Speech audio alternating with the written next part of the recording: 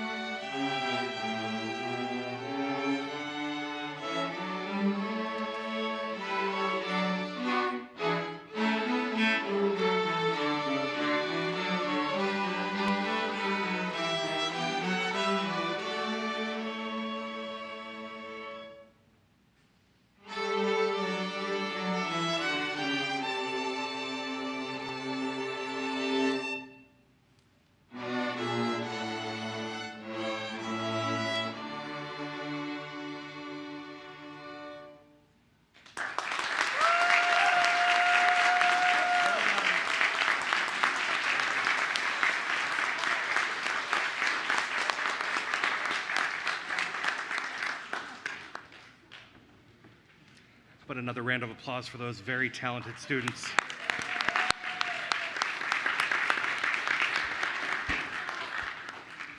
Ms. Marin has submitted a written request to attend this evening's meeting virtually due to a personal conflict. All those in favor of approving Ms. Marin's request? Ms. Sizemore-Heiser, Mr. McDaniel, Mr. McElveen, Ms. St. John Cunning, Dr. Anderson, Ms. Dixit, Mr. Moon, and myself. That's unanimous for all those present. Ms. Marin, will you test your microphone? Hi, good evening. Thank you, colleagues. Loud and clear. Thank you.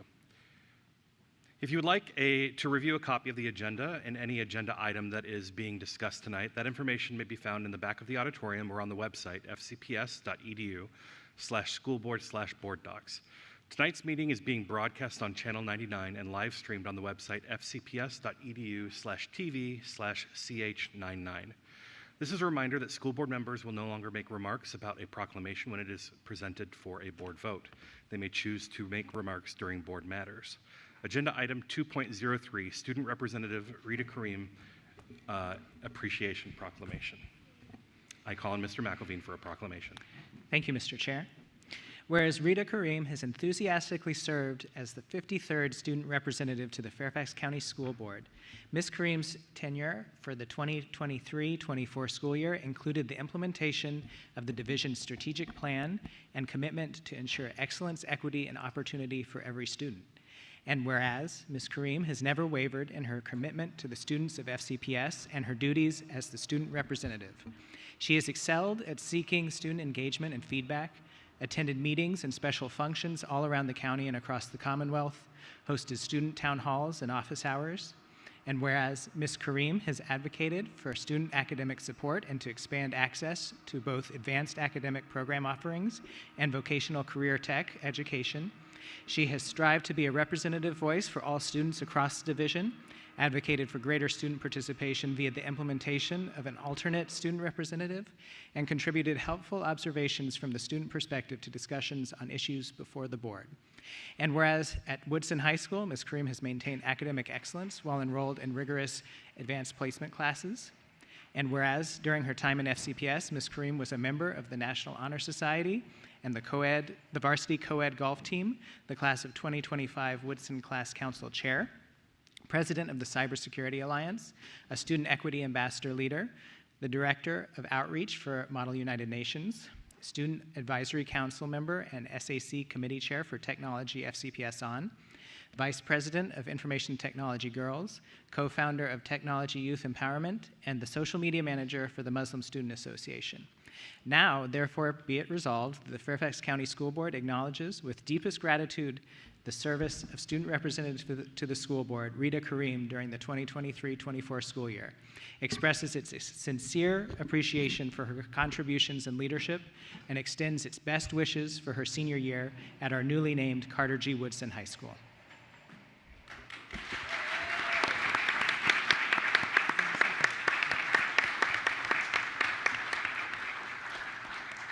Thank you, Mr. McElveen. Is there a second?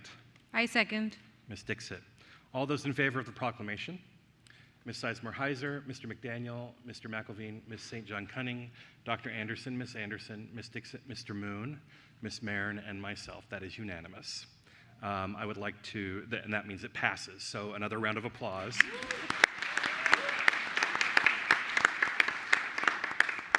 I would like to invite Ms. Kareem to the podium. You're already there, or you can go here if you'd like, to make remarks.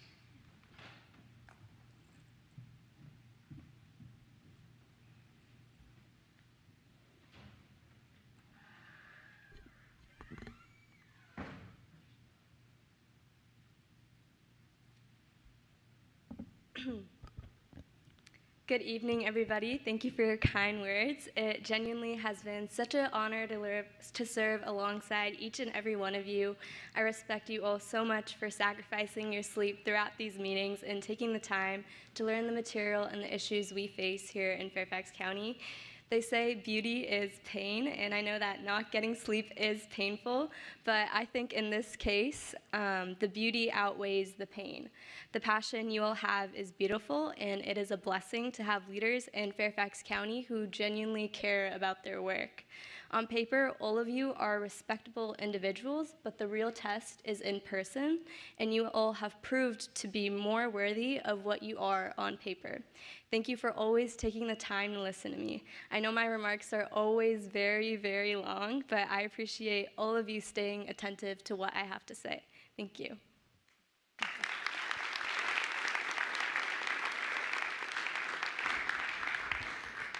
Before we move on to the next proclamation, I want to recognize a couple people who can stand for recognition. Our next student representative, Megan Sawat, is here. She is a rising senior at TJ. And the former chair of the Board of Supervisors, Kate Hanley, is with us as well.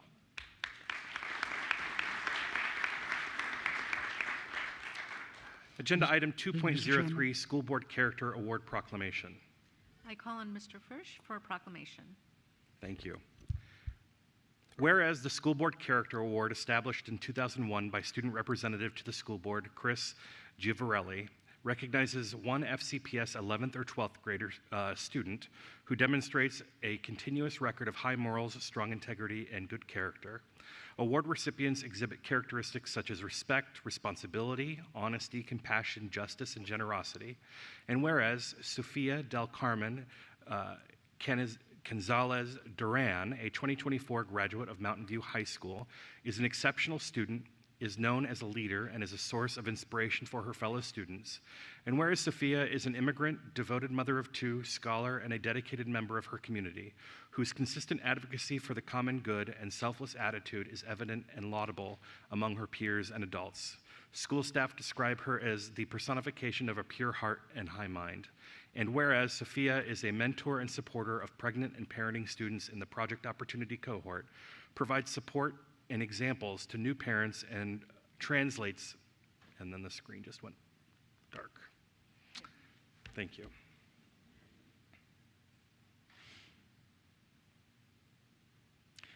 Provides support and examples to new parents and translates for them when valuable information is given during presentations from the public health nurse or during Stable Families Thriving Futures workshops. And whereas Sophia is a real-life heroine who saved a 6-year-old boy from being hit full-on by a moving vehicle by immediately putting herself between the child and the car and took the brunt of the blow, Sophia returned to school immediately after being released. Her attendance remained exemplary, and she continued to make honor roll each quarter. Sophia received an award from the Central Fairfax Optimist Club for her bravery. And whereas through Sophia's overall excellence in academics, activities, and her community, she is in every way personifies the characteristics and ideals to which the school board character award embodies. Now, therefore, be it resolved that the Fairfax County School Board award the 2024 School Board Character Award to Sofia del Carmen Gonzalez Duran, who demonstrates a continuous record of high morals, strong integrity, and good character, so as to be a role model for students in Fairfax County Public Schools. Is there a second? Second. I will call for the vote. All those in favor? Madam Clerk, please announce the vote. The vote is 10-0. The motion passes.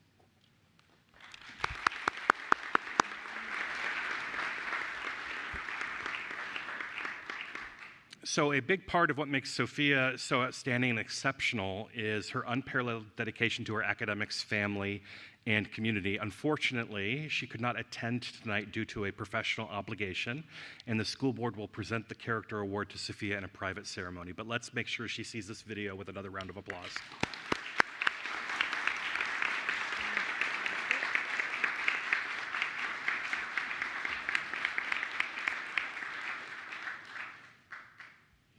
All right. Agenda item 2.04, the Laura Ashley Piper Scholarship Award Proclamation. I call on Mr. McElveen for a proclamation. Whereas Nairi Massey has remained consistently committed to excellence in academics, community service, athletics, and student leadership responsibilities throughout her years at West Potomac High School. And whereas Nairi has shown great potential for continued academic success by maintaining a 4.564 grade point average and receiving an A in every one of her classes and working toward AP Scholar with distinction. And whereas during her time at West Potomac High School, she has demonstrated maturity, responsibility, and determination, and has supported and advocated for food equity by promoting food sustainability and access for all. And whereas Nairi has contributed to her community by being an engaged member of Best Buddies, by facilitating friendships, building leadership skills, and promoting acceptance, understanding, and awareness of differences among students. And whereas through her overall excellence in academics and activities, including athletic success in track and field, field hockey, and lacrosse, and enthusiasm for astronomy, literature, and politics, she in every way personifies the characteristics and ideals to which Laura Ashley Piper adhered. Now, therefore, be it resolved, the Fairfax County School Board awards the Laura Ashley Piper Scholarship to Nairi Massey in memory of Lieutenant Piper and in recognition of both for their drive, determination, and dedication to excellence. Is there a second? Second. Mr. Moon. All those in favor of the proclamation? Ms. Sizemore-Heiser, Mr. McElveen, Ms. St. John Cunning, Dr. Anderson, Ms. Dixit, Mr. Moon, Ms. Marin, and myself with Mr. McDaniel away from the table. Will the clerk read the vote? The vote is 9-0-1 with Mr. McDaniel away from the table. Thank you. Agenda item 2.06, Virginia School Board Association Business Honor Roll Proclamation. I call on Ms. Marin for a proclamation.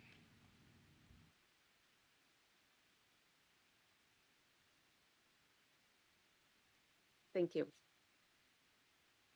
Ms. Marin, before you begin, I skipped something in the script. I would like to invite Nairi Massey to the podium to make remarks to the board.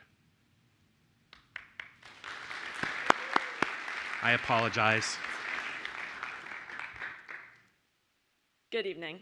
I'm Nairi Massey, a graduate from West Potomac High School.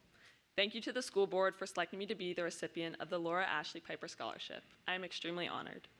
I admire Ms. Piper's legacy for being committed to leading and helping others through student participation while also remaining an excellent student academically and talented athlete. As I went throughout high school, the attributes Ms. Piper had are exactly what I strive to have as well. Through my involvement with my high school's Student Government Association Board, numerous clubs, and 3 varsity sports teams, I worked very hard to be present in my school's community and interact with those of varying groups and interests.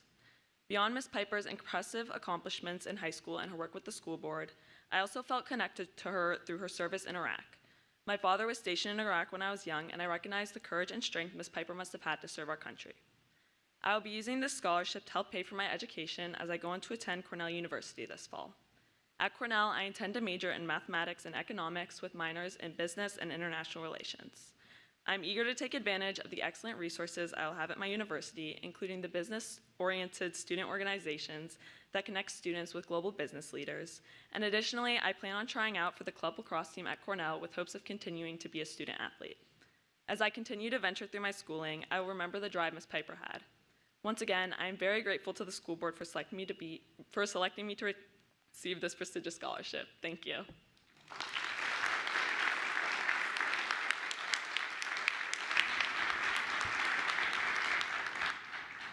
Thank you, Ms. Massey. Agenda item 2.06, Virginia School Board Association Business Honor Roll Proclamation. I call on Ms. Marin for a proclamation. Whereas public schools and local businesses and not-for-profits are an integral part of this community, and whereas many local businesses and community organizations play a crucial role in supporting our schools, and whereas the economic health of our community, state, and nation depend on a strong public school system, and whereas collaboration between local public schools and local businesses and community organizations strengthens schools and the business community alike by providing a well-trained, healthy, and highly educated workforce, and whereas an excellent public school system is vital to the quality of life in Fairfax County and fundamental to preserving a strong democratic society now and in the future, now therefore be it resolved that the Fairfax County School Board names the Giant Pharmacy, the Greater DC Diaper Bank, and the Metropolitan Washington Airports Authority to the 2024 Virginia School Boards Association Business Honor Roll, showing appreciation for each entity's ongoing support of Fairfax County Public Schools. Your work has aided this community in focusing on the goal of providing the best public schools we can for every child who attends them. Thank you, Ms. Marin. Is there a second? Second. Dr. Anderson. I'll call for the vote. All those in favor? Ms. Sizemore-Heiser, Mr. McDaniel, Mr. McElveen, Ms. St. John Cunning, Dr. Anderson, Ms. Dixit, Mr. Moon, Ms. Marin, and myself. That is unanimous. Wonderful. Congratulations.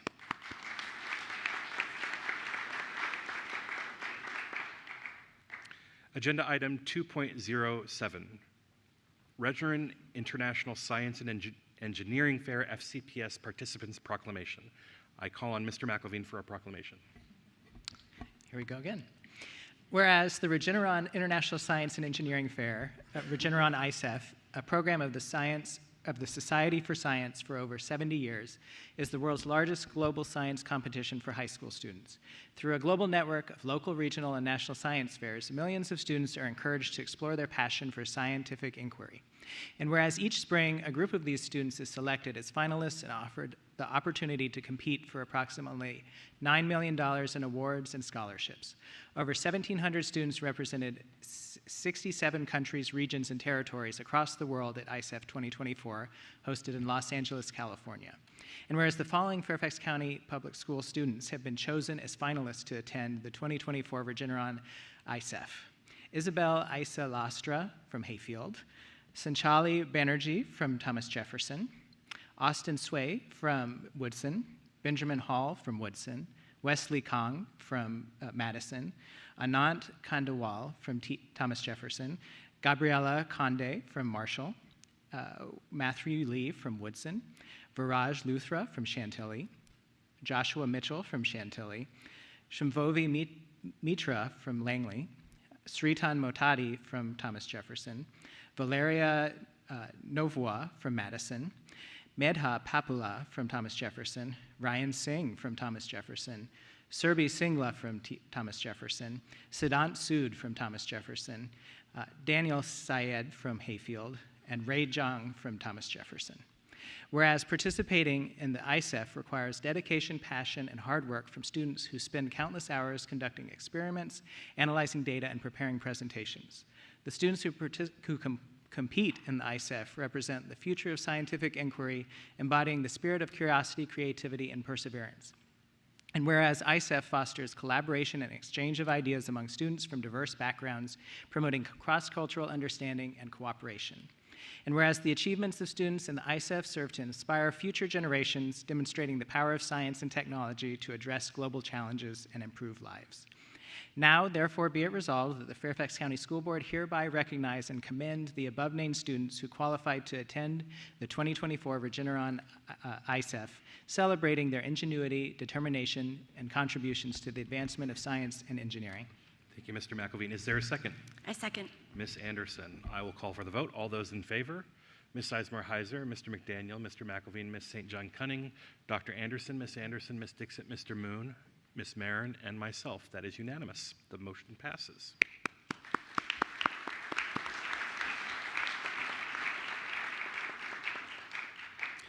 Agenda item 2.08, 2024 First Amendment Press Freedom Award Proclamation. I call on Mr. McElveen for a proclamation. Okay, last one, but not least. Whereas the freedom of the press is fundamental to democratic society, ensuring transparency, accountability, and the dissemination of accurate information, the First Amendment Press Freedom Award is presented to high schools that actively support, teach, and protect First Amendment rights. In particular, the award focuses on media programs where students make the final decision on content.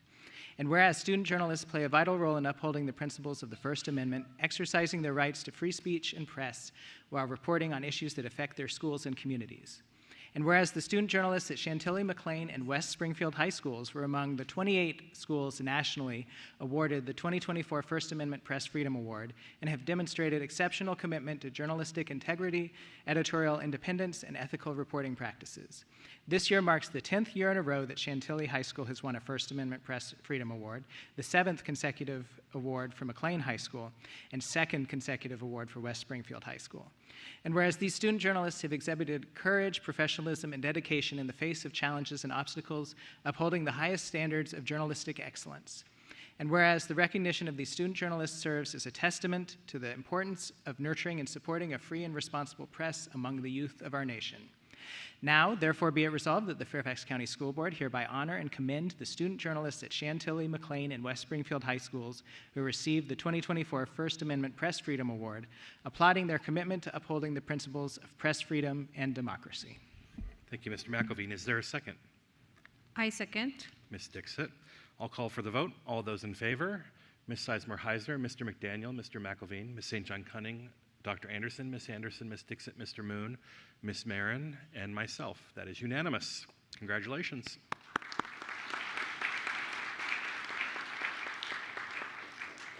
I would like to welcome the winners of the 2024 First Amendment Press Freedom Award and all those here to support them to join the board at the dais for a photo.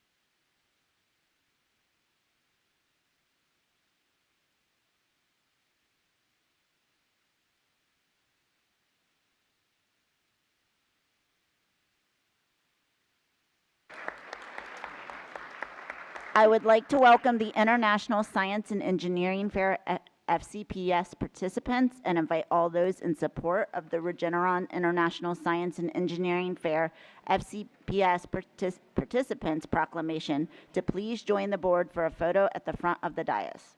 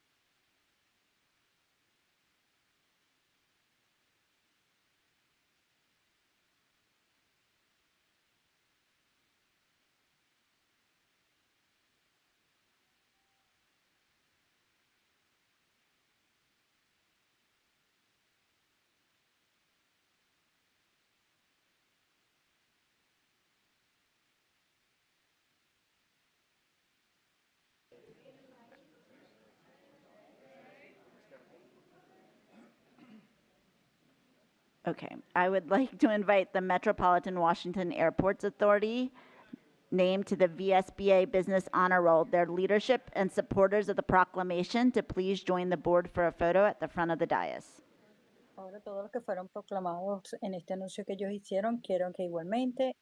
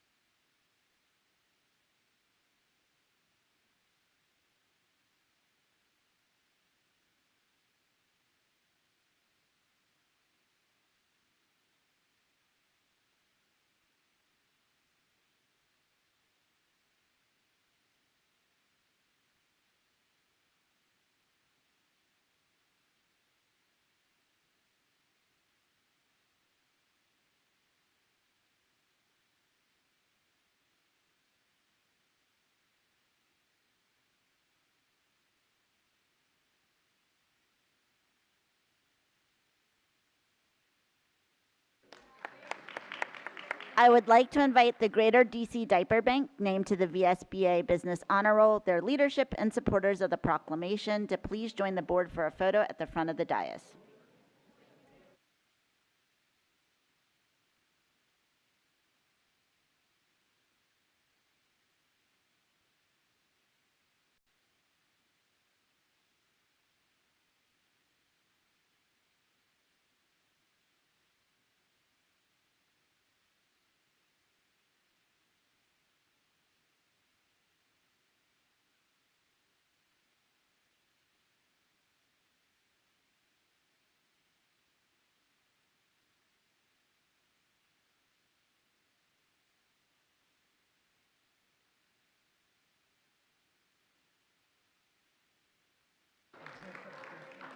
I would like to invite the Giant Pharmacy, named to the VSBA Business Honor Roll, their leadership and supporters of the proclamation, to please join the board for a photo at the front of the dais.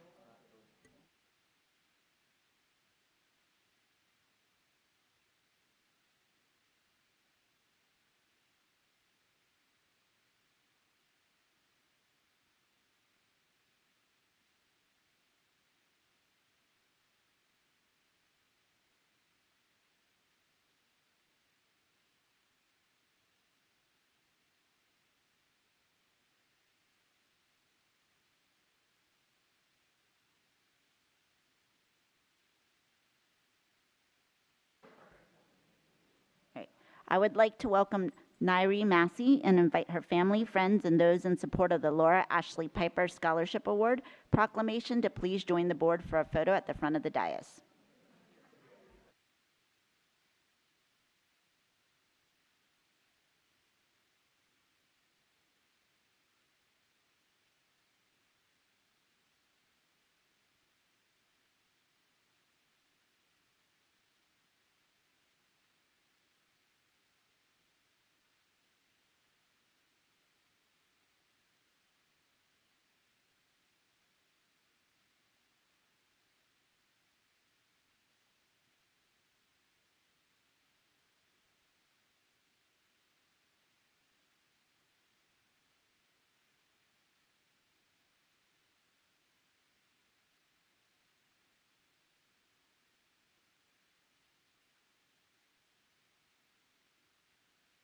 All right.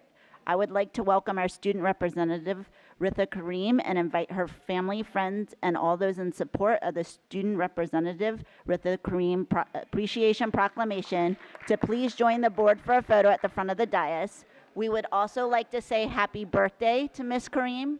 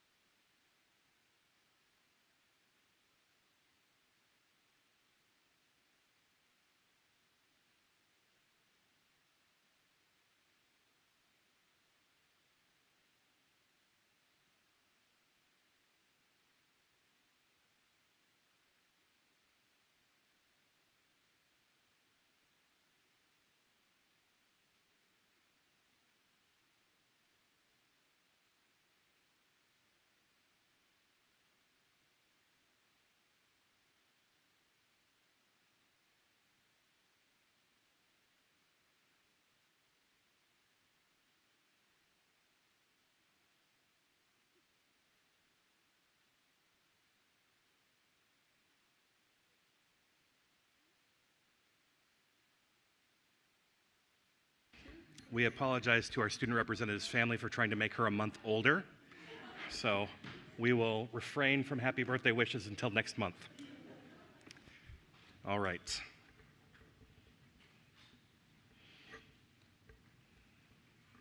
Agenda item 3.01, community participation. The next order of business is community participation.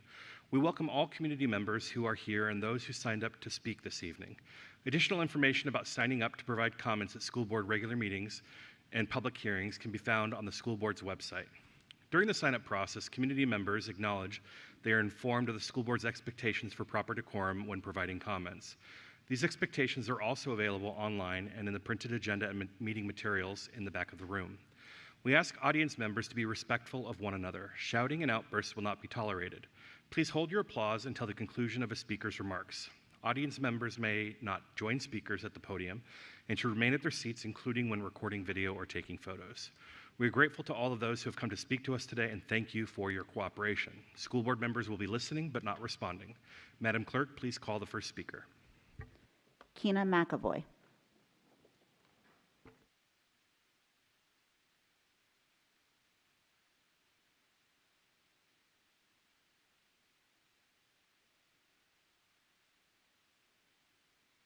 Good evening.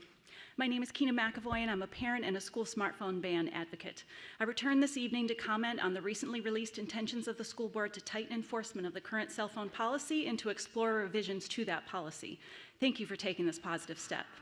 Enforcement of current policies is long overdue. The experience that many FCPS families have had with the current policy will make gaining their confidence in any new policy a much more challenging task. Authentic and transparent partnership with families will be crucial. When looking ahead to a bell-to-bell ban, benefiting from the lessons learned by other school divisions is essential and can be facilitated by the Phone-Free Schools movement, which plans to launch communities of practice calls for administrators and school leaders. The Phone-Free Schools movement will have a toolkit for administrators in just a few weeks, but would be glad to answer phone calls tomorrow. Large public divisions are implementing bell-to-bell bans during the school day, and FCPS should do the same now. Orange County, Florida's bell-to-bell ban has produced remarkable changes, and LA and New York City schools have announced similar plans. I am communicating with families from other local divisions, and DMV Parents for Phone-Free Schools have created a petition that we will release in the coming days with links to frequently asked questions and resources. In a recent op-ed, the U.S. Surgeon General called for a warning label on social media and stated the following, quote, "Schools should ensure that classroom learning and social time are phone-free experiences. Parents, too, should create phone-free zones around bedtime, meals, and social gatherings to safeguard their kids' sleep and real-life connections, and they should wait until after middle school to allow their kids access to social media," end quote.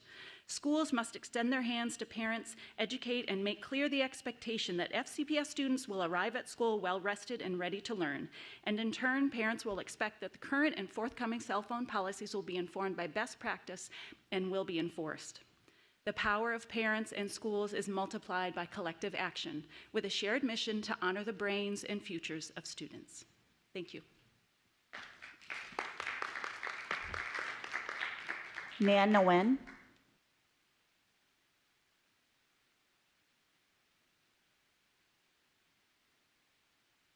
Good evening. My name is Nguyen Nguyen. I'm a parent of an elementary school student in Fairfax County. I have reviewed the recommendations for the Family Life Education course, and I'm concerned with a couple, but due to time limit, I'll just talk about one recommendation, which is number 38, which recommends including male and female reproductive systems and menstruation, not currently in the boys' lessons, to be developed and shown to all students at 4th grade. I watched the proposed media, and I am concerned. I don't understand the justification to show 9-year-old boys graphic images of the female genitals. 9-year-old boys and girls are not ready to reproduce, so they don't need to see the opposite sex organs, especially with such details. It only makes them more curious, especially for boys, and I'm afraid that at that age they may try to find images of naked female bodies to explore further. So please do not approve this recommendation. The community response is also overwhelmingly opposed to this. So to prepare kids for puberty, you can teach them the body to look at their own body, but not the opposite sex, not that soon. Actually, I talked to Ms. Marion this afternoon, and I was informed that the board will not approve this recommendation, but because I had signed up to speak anyway, so I'm showing up to just voice my concern to the full board. So hopefully we will not have to see this recommendation again in the future. I also agree with one comment that suggests that this course name to be changed from family life education to human body development, sex education, and sexual abuse prevention to ensure transparency and accuracy of what is being taught.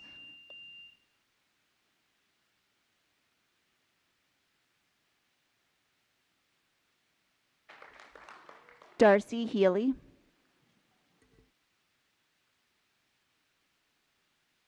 Congrats to all the board members who won their seats in November. It is an honor to speak before you tonight. A little bit about me. I'm an FCPS parent of 2 boys. I'm a Gen X who was raised in California. I'm a former Peace Corps volunteer who worked in the former Soviet Union bloc country. My comments center on the family life education to combine girls and boys in sex education. Education is so incredibly sensitive. Can you imagine teaching boys and girls at the same time how to do a breast exam? It's awkward. Put yourself in their shoes. A 16-year-old, 15-year-old, 13-year-old, imagine sitting next to the opposite sex, learning how to instruct on a breast exam. As leaders of this community, you represent a large and diverse community. That means not just listening to the consultants and the professional curriculum developers. We are parents and we want you to listen to us, but we feel that that's just not happening. I ask that you sit tonight and think about that vote. Lead with integrity, humility, honesty, respecting all voices, including the parents. We leave our kids in your care. That means the survey that was done in May and June, 80% are against this co-ed situation. Let's continue to debate this. Don't do it over the summer, and don't do the vote on an evening of the presidential debate. This is an important topic. Show us that you want it to be important. It's sneaky, and frankly, it's unbecoming of real leadership. Thank you. Jeffrey Leach.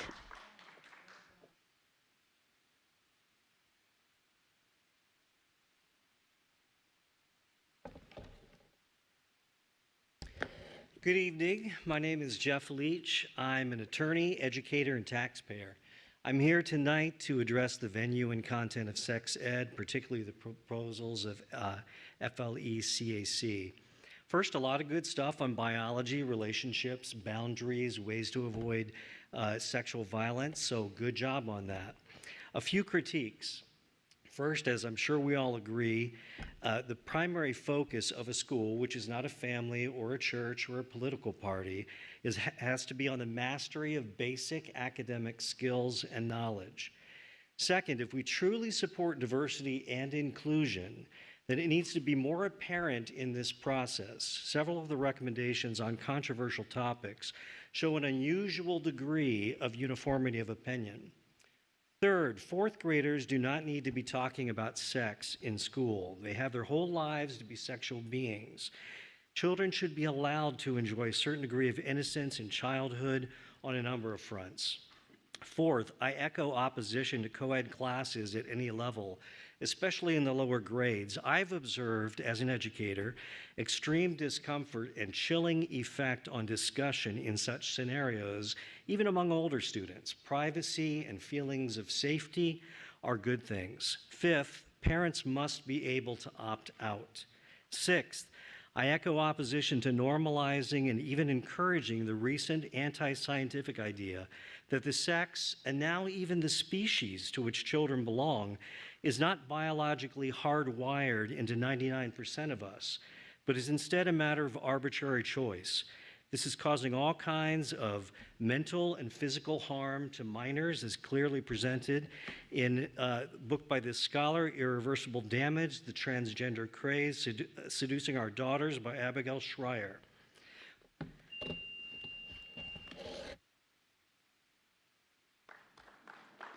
Lori Kremers.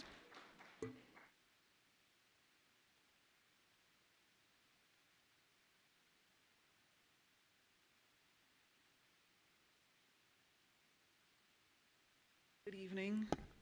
I am representing a grassroots mothers group from Northern Virginia called Mavens. I'm also representing here as a lifelong Fairfax County resident, graduate of West Potomac High School, 21-year FCPS teaching veteran, Carl Sandburg and Edison, entire career in secondary. I'm very, very, very well aware of what's going on in the high schools and middle school. I don't think most of the community is. I know people I know assume. They have no idea what is actually going on in the schools and in the classrooms and with the kids. I'm in agreement with the previous comments on FLE. I think it's wildly inappropriate to have the boys and the girls together, especially at those young ages. And as was previously referenced, in your own survey, the community does not support these changes. It is the tyranny of the minority over the majority. They are wildly inappropriate and not healthy for the children. Thank you.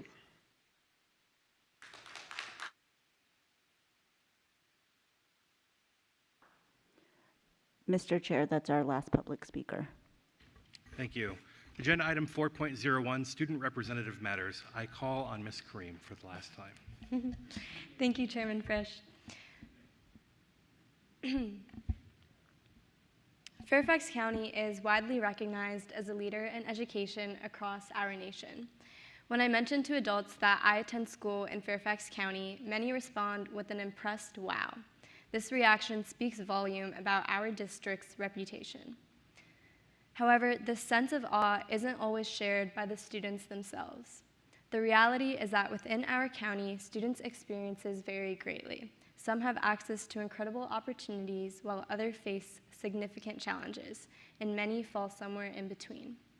The disparity between outside perception and internal reality raises an important question. Are we living up to our wow factor for every student? The gap between our potential and our current reality is what I'd like to address tonight. How can we ensure that the wow factor adults associate with Fairfax County translate into tangible benefits and opportunities for all of our students, regardless of their background or circumstances? Fairfax County recognizes and addresses a wide range of students' needs. We have implemented mental health support through Hazel Health and increased access to psychologists, counselors, and nurses. We have acknowledged the rapid advancements in technology and have offered resources like Coursera, along with classes that provide professional certifications. We have recognized safety concerns and reporting challenges, implementing a safety tip line. We have addressed academic challenges by providing resources such as Tutor.com. We understand the competitive nature of scholarships and internships, offering tools like Naviance and access to career specialists. Despite these impressive initiatives, a crucial question persists. How many of our students are genuinely aware of utilizing these valuable resources? I've been a student in Fairfax County since kindergarten, starting in August 2012. However, it wasn't until this year, through my involvement in SAC, SEALS, and the school board, that I've discovered many of these resources. Some students learn about them through siblings, parents employed by FCPS, or even friends. But what about those who lack these connections? Fairfax County excels at identifying issues and implementing solutions, as evidenced by the examples provided. Yet we must improve our efforts to ensure these resources reach every single student. How are we keeping students informed about grading policies, upcoming changes, and the importance of perseverance in their studies? I've heard numerous complaints about the uneven balance between summative and formative weights. How are we communicating that this issue is actually currently being addressed? Are we informing students about new food options coming next year or the funding challenges we face? A Stanford study suggests that 86% of success is attributed to effective communication. Are we meeting this benchmark in our school system? If these issues directly impact us as students, shouldn't we be kept in the loop? This role has taught me so much, from being vulnerable and asking questions to connecting with students and understanding their school experiences. One of the most enlightening moments has been hearing from students who just live down the street but attend different high schools and have vastly different experiences.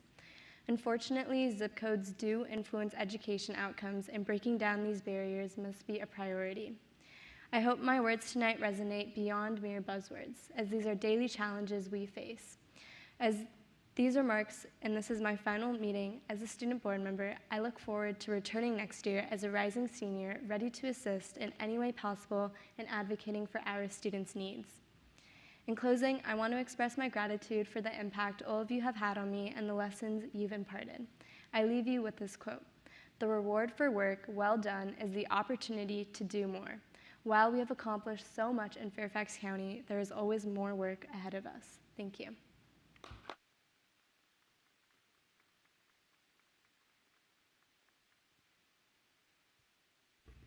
You will be missed. Agenda item 1 second. Determining if we do this now or later.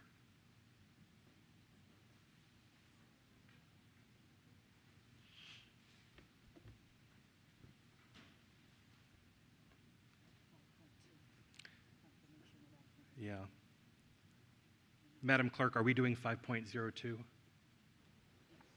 We can go ahead and do those since those have already been taken care of in the Okay. closed meeting. Thank you. Agenda item 5.02, action item, confirmation of action taken in closed meeting. I call on Ms. St. John Cunning for a motion. I move to deny the school reassignment appeal of a student who participated in a group assault at school and to confirm the disciplinary decision of the division superintendent. Is there a second? Second. Thank you, Dr. Anderson. All those in favor? Ms. Sizemore-Heiser, Mr. McDaniel, Mr. McElveen, Ms. St. John Cunning, Dr. Anderson, Ms. Anderson, Ms. Dixit, Mr. Moon, Ms. Marin, and myself. That is unanimous for board members present. I call on Ms. Anderson for a motion. I move that the school board adopt the recommendation of the hearing office and approve the petition for revocation of the teaching license of the teacher identified in the closed session. Is there a second? I second. Ms. St. John Cunning. All those in favor? Ms. Sizemore-Heiser, Mr. McDaniel, Mr. McElveen, Ms. St. John Cunning, Dr. Anderson, Ms. Anderson, Ms. Dixit, Mr. Moon, Ms. Marin, and myself. That is unanimous. I call on Ms. Anderson for a motion. I move that the chair of the school board be authorized to execute on behalf of the board the contract for Assistant Superintendent, Department of Strategy, Planning, and Learning. Is there a second? I second. Ms. St. John Cunning. All those in favor? Ms. Sizemore-Heiser, Mr. McDaniel, Mr. McElveen, Ms. St. John Cunning, Ms. Anderson, Ms. Dixit, Mr. Moon, Ms. Marin, and myself. All those opposed? Abstentions? Dr. Anderson. Will the clerk read the vote? The vote is 901. The motion passes. Thank you. I call on Ms. Dixit for a motion. I move the school board approve the award of a contract for K-12 universal screeners to NWEA and authorize the division superintendent or the director of the Office of Procurement Services to execute, deliver, and administer the contract on behalf of the school board. Is there a second? Second. Mr. Moon. All those in favor? Ms. Sizemore-Heiser, Mr. McDaniel, Mr. McElveen, Ms. St. John Cunning, Dr. Anderson, Ms. Anderson, Ms. Dixit, Mr. Moon, Ms. Marin, and myself. That is unanimous. The motion passes. I call on Mr. McDaniel for a motion. Move that the school board approve the award of a contract for K-12 Universal Screener to Curriculum Associates and authorize the division superintendent or the director of the Office of Procurement Services to execute, deliver, and administer the contract on behalf of the school board. Is there a second? I second. Ms. Anderson. All those in favor? Ms. Sizemore-Heiser, Mr. McDaniel, Mr. McElveen, Ms. St. John Cunning, Dr. Anderson, Ms. Dixit, Mr. Moon, Ms. Marin, and myself. That is unanimous. The motion passes. Agenda item 5.03, action item, adopting the Community Advisory Committee Operating Manual. I call on Ms. Anderson for a motion. I move that the school board adopt the Community Advisory Committee Operating Manual and amend the related sections of the Strategic Governance Manual and School Board Policy 1710 as detailed in the agenda item. Is there a second? Ms. Sizemore Heiser. Ms. Anderson, would you like to speak to your motion? Just briefly, we've talked about this quite a bit, but I would like to start by saying thank you to the board for giving the PEC committee a little bit more time to work on this. We found some correlations that needed to be made, and we, I think, have very strong documents to move forward with our advisory committees. So I'm very excited about the path forward on this. Thank you, Ms. Anderson. Ms. Sizemore Heiser, would you like to speak to the motion? Yes, just briefly, as one of the two makers of the forum topic back in 2020, along with Ms. Marin, who brought the forum topic to start this work, and the PEC committee chair who sort of really kicked off this work. I'm really grateful to Ms. Anderson for getting us across the finish line and the incredible hard work that you've done and how quickly you've come up to speed on all these many documents. So I really appreciate that. I know, Mr. Frisch, at one point you were chair of PEC and working on this, so this has been several years in the making. And I appreciate all of the comments from the community, from the advisory committees, both when we first started this and the outreach we did then, and along the way, and more recently as well as the hard work of my colleagues. The whole idea of this advisory committee handbook and the related documents was to really give a lot of guidance to our advisory committees in their work and some structure and consistency for their work. One of the things that I served on these committees for 8 years before I was on the board, and many others did, and one of the things I hear consistently from our appointees are volunteers who spend many hours of their time throughout the year to research a topic that we ask them to look at and come back to us with their best thinking and research and recommendations. I hear from them they want more guidance on knowing what our expectations are. What are we looking for? What does the report that we want look like? And so this was really an effort to try to provide that guidance to them, as well as create consistent structures from committee to committee. So as the leadership of these committees turn over, the membership turns over, they know what they're walking into, and we can get a product that we can really use to help inform our work. So I appreciate all of the hard work over these many years, the advisory committee, various chairs over the years, and members who've given input on these handbooks. I have to give a shout out to my former staff aide, Prabha Rollins, who really helped draft quite a lot of these the year I was chair on this, and Mr. Frisch, Ms. Anderson, Ms. McLaughlin, the other PEC chairs who've worked on this over the years. Thank you to my colleagues for all your advice, and I think anytime we can put good structures and processes in place to give guidance, but also to respect the work of our volunteers, I think that's a good thing, and I think we've ended up with a very good product. So thank you, everybody. Thank you, Ms. Sizemore Heiser. Mr. McElveen.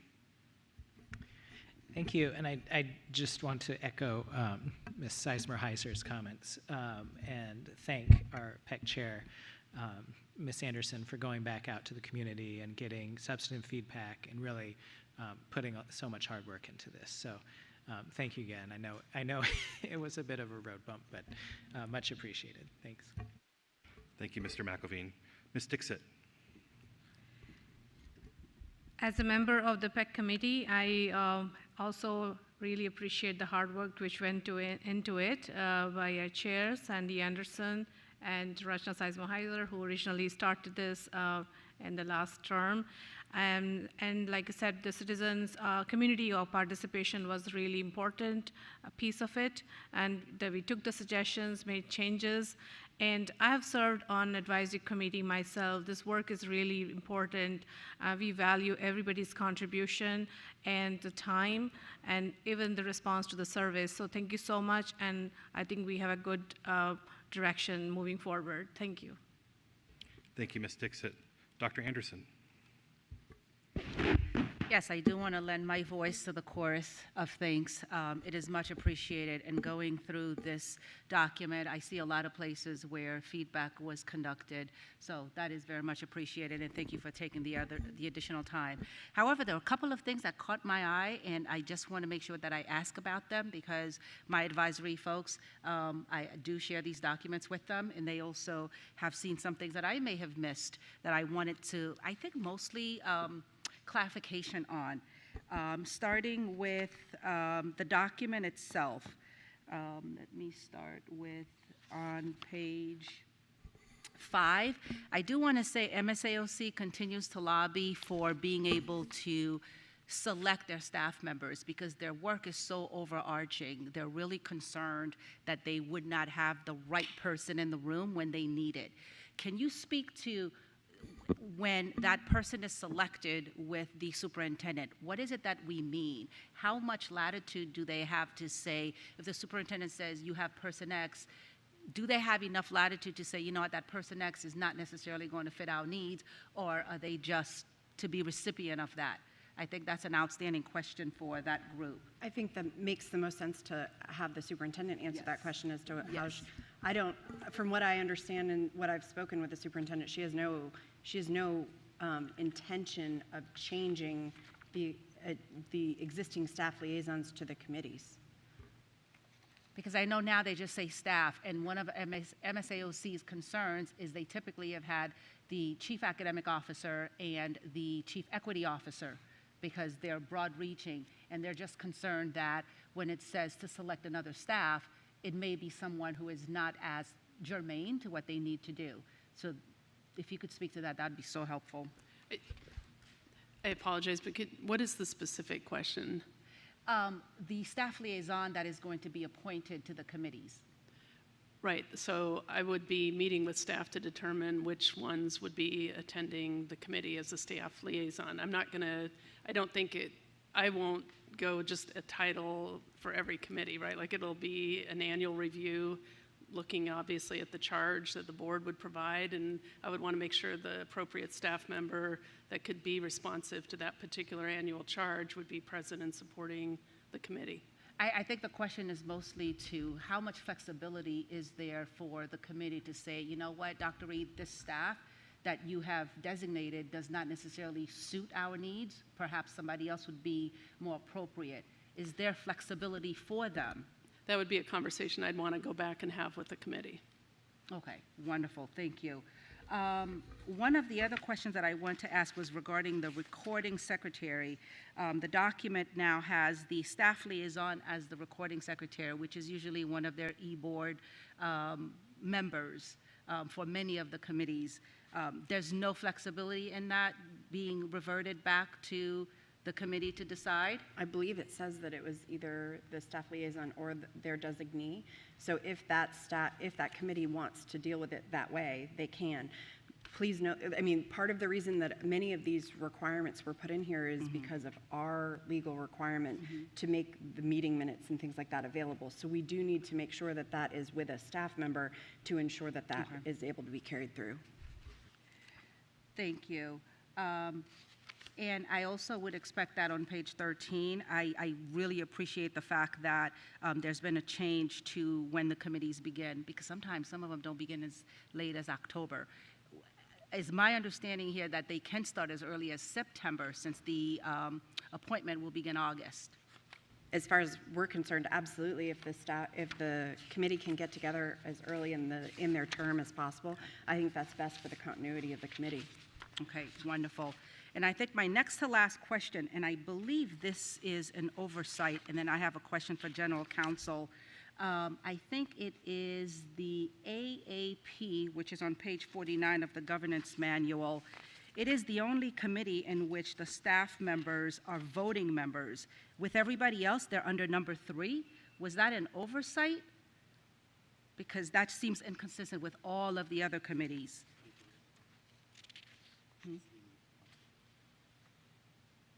I believe that was one of the ones that is legally required.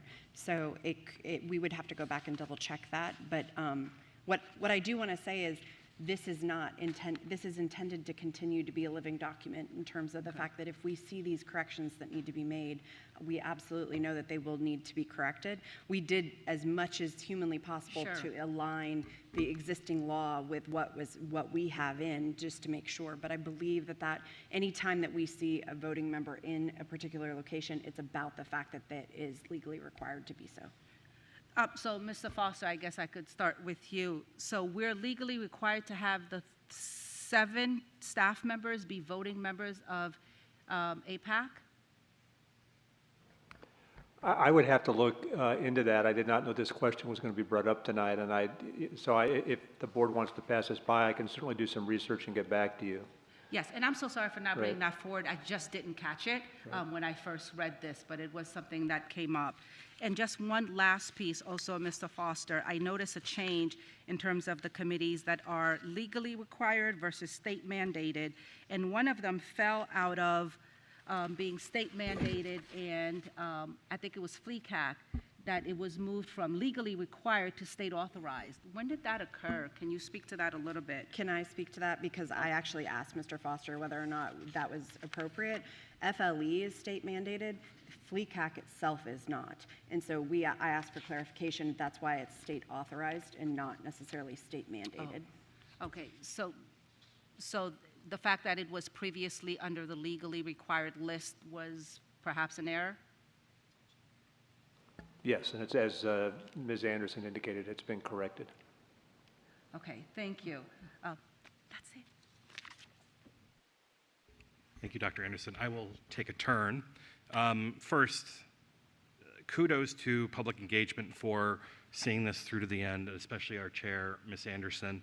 In addition to turning over an excellent document with the supporting materials, with the changes to the governance manual and the policy, and coordinating outreach to our committees, did a heck of a job typesetting and designing the document as well. So a skill I do not have, and I'm glad somebody on this board does. So I appreciate your font choice, your character spacing, your kerning, and the diligence that you took to this work. I know you made a lot of phone calls to make it happen, and you allowed me to say kerning in a meeting. As to some of the questions raised, I realize that perhaps Dr. Reed had not familiarized herself with the operating manual before this vote, so she may not have been expecting the question. I do know that the manual does say collaborate with the committee, and I expect that, like our other policies and directives, she will do that. On the question of recording secretaries, I think Dr. Anderson or Ms. Anderson already addressed that the real issue is minutes, and a worry that if we don't have some backstop, we need to make sure that it's happening and that they're being posted publicly. And then I do remember in the early days of the discussions around these documents, we received a memo that identified the different characteristics of the legally required committees and how their structures were slightly different. So when you see something in this document that looks a little different than the others, that's typically why. So that's just my 2 cents on that. I cannot wait to cast my vote in favor of this, and I appreciate all the work and feedback that went into it. So thank you. If you are asking, Mr. Moon, go ahead. Thank you. I have a couple of questions to the maker of the motion, PAC Chair. Sorry that I didn't bring up these questions in advance. But looking at the page 17 of the manual, there's a response to annual report. Subsection 1 states that staff liaison, in coordination with the school board liaison during the year the report was prepared, shall submit a written response and plan of action to the committee and the school board no later than the end of the first quarter of the next school year. In section 2, it says that staff liaison shall update the committee on any progress at the December or January meeting following the report submission. My question to you is,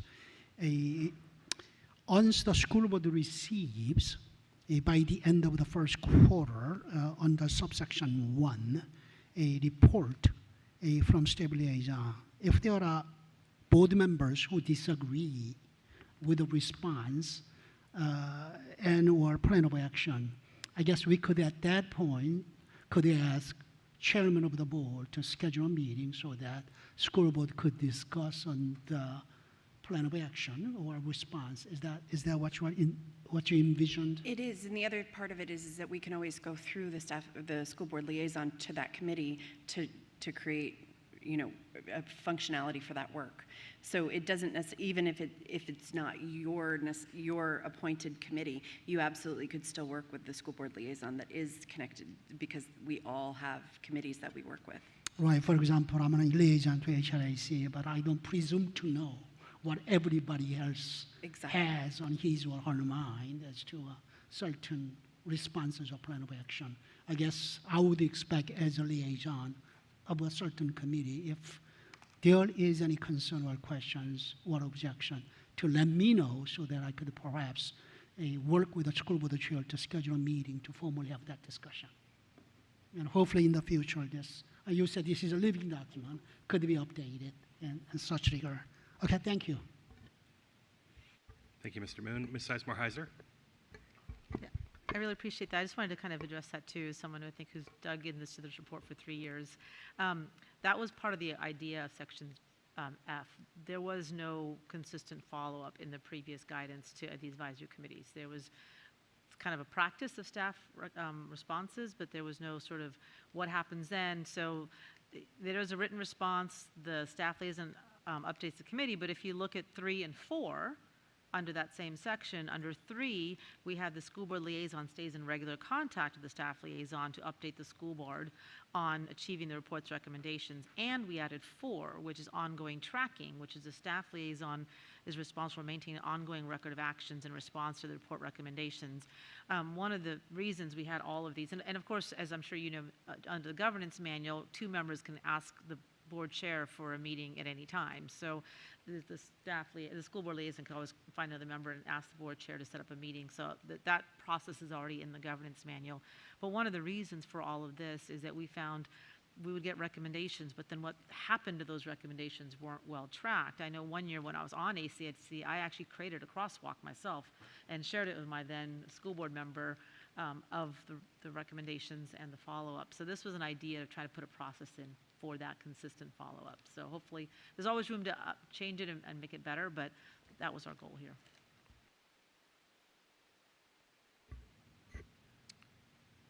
Dr. Anderson? I'm so sorry, I forgot one last thing. One of the things that I noticed this time, and I'm sorry, it caught my eye pretty late, was SHAC has 4 additional slots for organizations. And most of the others have 10 and some have none. Can you speak to that a little bit? Again, that is a state requirement. That they could only have up to 4? Well, the benefit of what we've done is that we've also created, we have voting members, but we also have non-voting members that can be part of any committee. All of these committees are open to the public, and every committee chair that I've spoken to wants community participation. So any other organizations can be part of it. They're just not necessarily voting members, but many of these, particularly under that under the legally required, if they have specific designators, they are legally required. So these 4 are specific individuals? As far as I understand, yes. Okay, all right, thank you. Thank you, Dr. Anderson. Seeing no others, I will call for a vote. This is for adopting the Community Advisory Committee Operating Manual and related governance manual and policy 1710 changes. All those in favor? Ms. Sizemore Heiser, Mr. McDaniel, Mr. McElveen, Ms. St. John Cunning, Dr. Anderson, Ms. Dixit, Mr. Moon, Ms. Marin, and myself. That is unanimous. The motion passes. I call on Ms. Anderson for a follow-on motion. I move that the school board direct the Public Engagement Committee to review our standing and community advisory committees. Is there a second? Ms. St. John Cunning. Ms. Anderson, would you like to speak to your motion? Just briefly, I realized quickly in the process when I actually went back and looked at the original forum topic that that part of the charge for PEC originally was to actually look at the standing committees and the community advisory committees themselves. And during the process of doing all of the work that we did, I did recognize a few things, but I don't want to just bring them forward as solely my voice. I would like to make sure that the committee has time to actually work on that. So this just gives the committee a further direction with more current boards to actually be able to go forth with that work. Ms. St. John Cunning, would you like to speak to your second? No. Thank you. Seeing no others, we will take a vote on the follow-on motion. All those in favor? Ms. Sizemore Heiser, Mr. McDaniel, Mr. McElveen, Ms. St. John Cunning, Dr. Anderson, Ms. Dixit, Mr. Moon, and myself. All those opposed? Abstentions? With Ms. Marin away from the table. Will the clerk read the vote? Oh, Ms. Marin has her hand up. Ms. Marin, how would you like to cast your vote? Yes, please, in affirmative. All right. The vote is unanimous. The motion passes.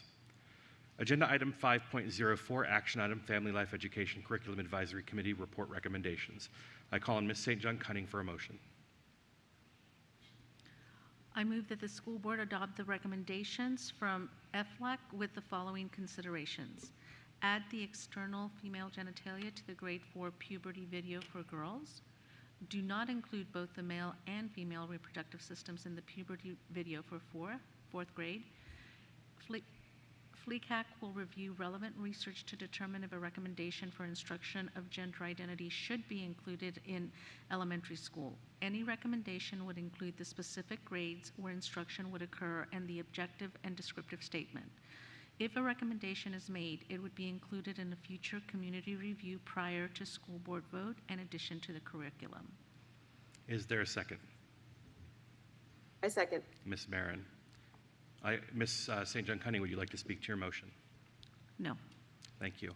Ms. Marin, would you like to speak to your second? Yes, please. So I am comfortable with this change and the level of board involvement with this action, which, to refresh ourselves, we did have a public work session where the board discussed these recommendations.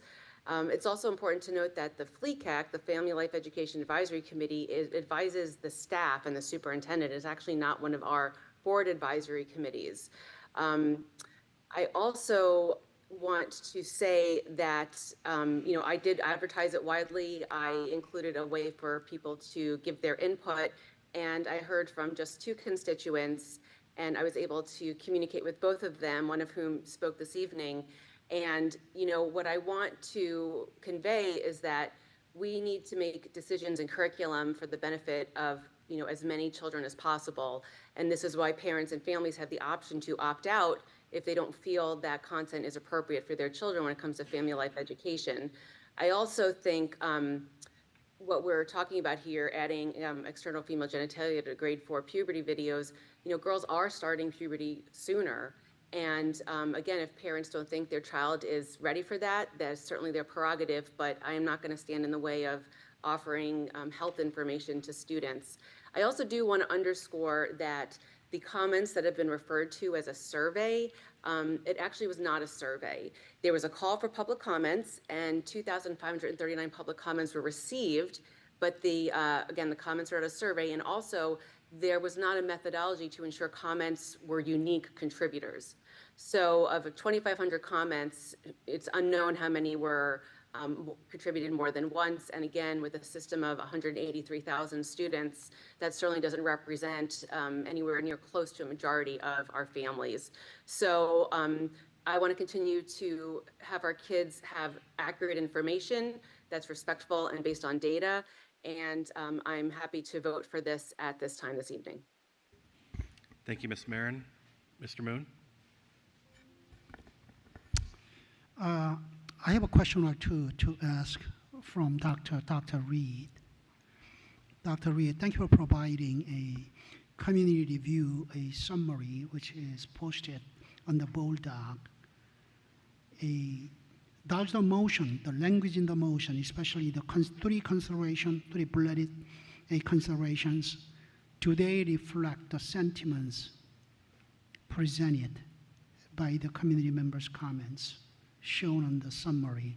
I don't know whether the response should come from you or Noel Klemenka, way back there. Okay, so Ms. Klemenko?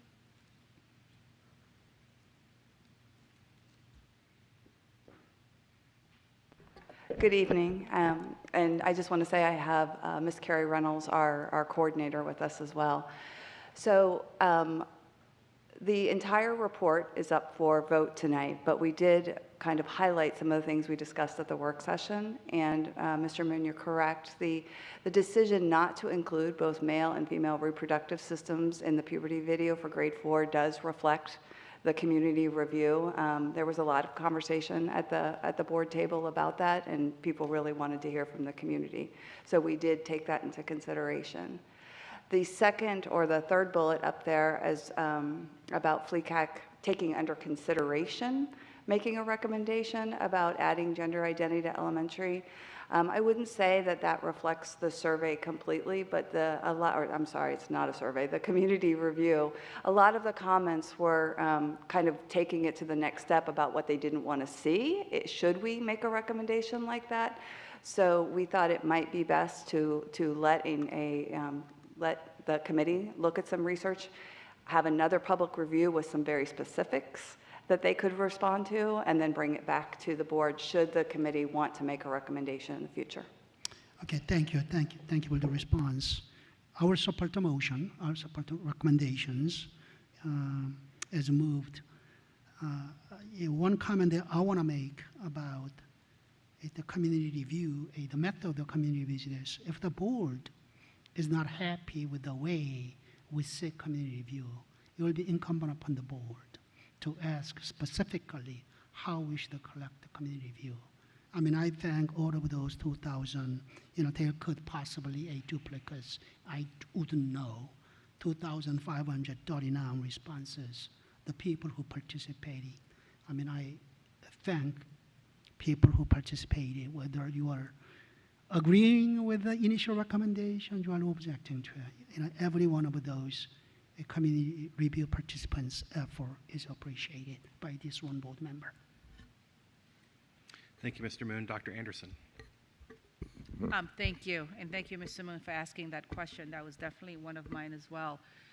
One of the things that I think is still probably not clear to our community, Dr. Reed, because we heard it tonight, because a constituent was asking that our families should have the opportunity to opt out, and that does exist.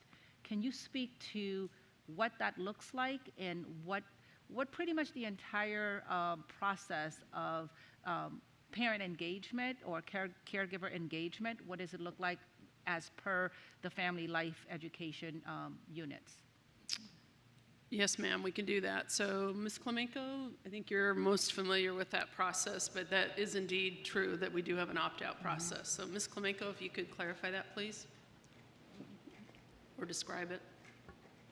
I'm going to let Ms. Reynolds take that so she can give you the accurate details.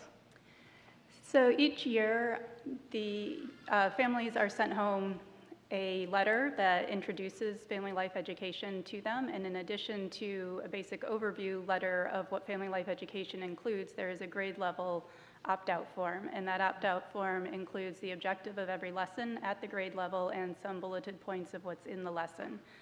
In addition, the lessons are available to parents through Schoology. They can access it in their all-parent course, and that is a folder which is updated and provided to the schools to post in their course every year.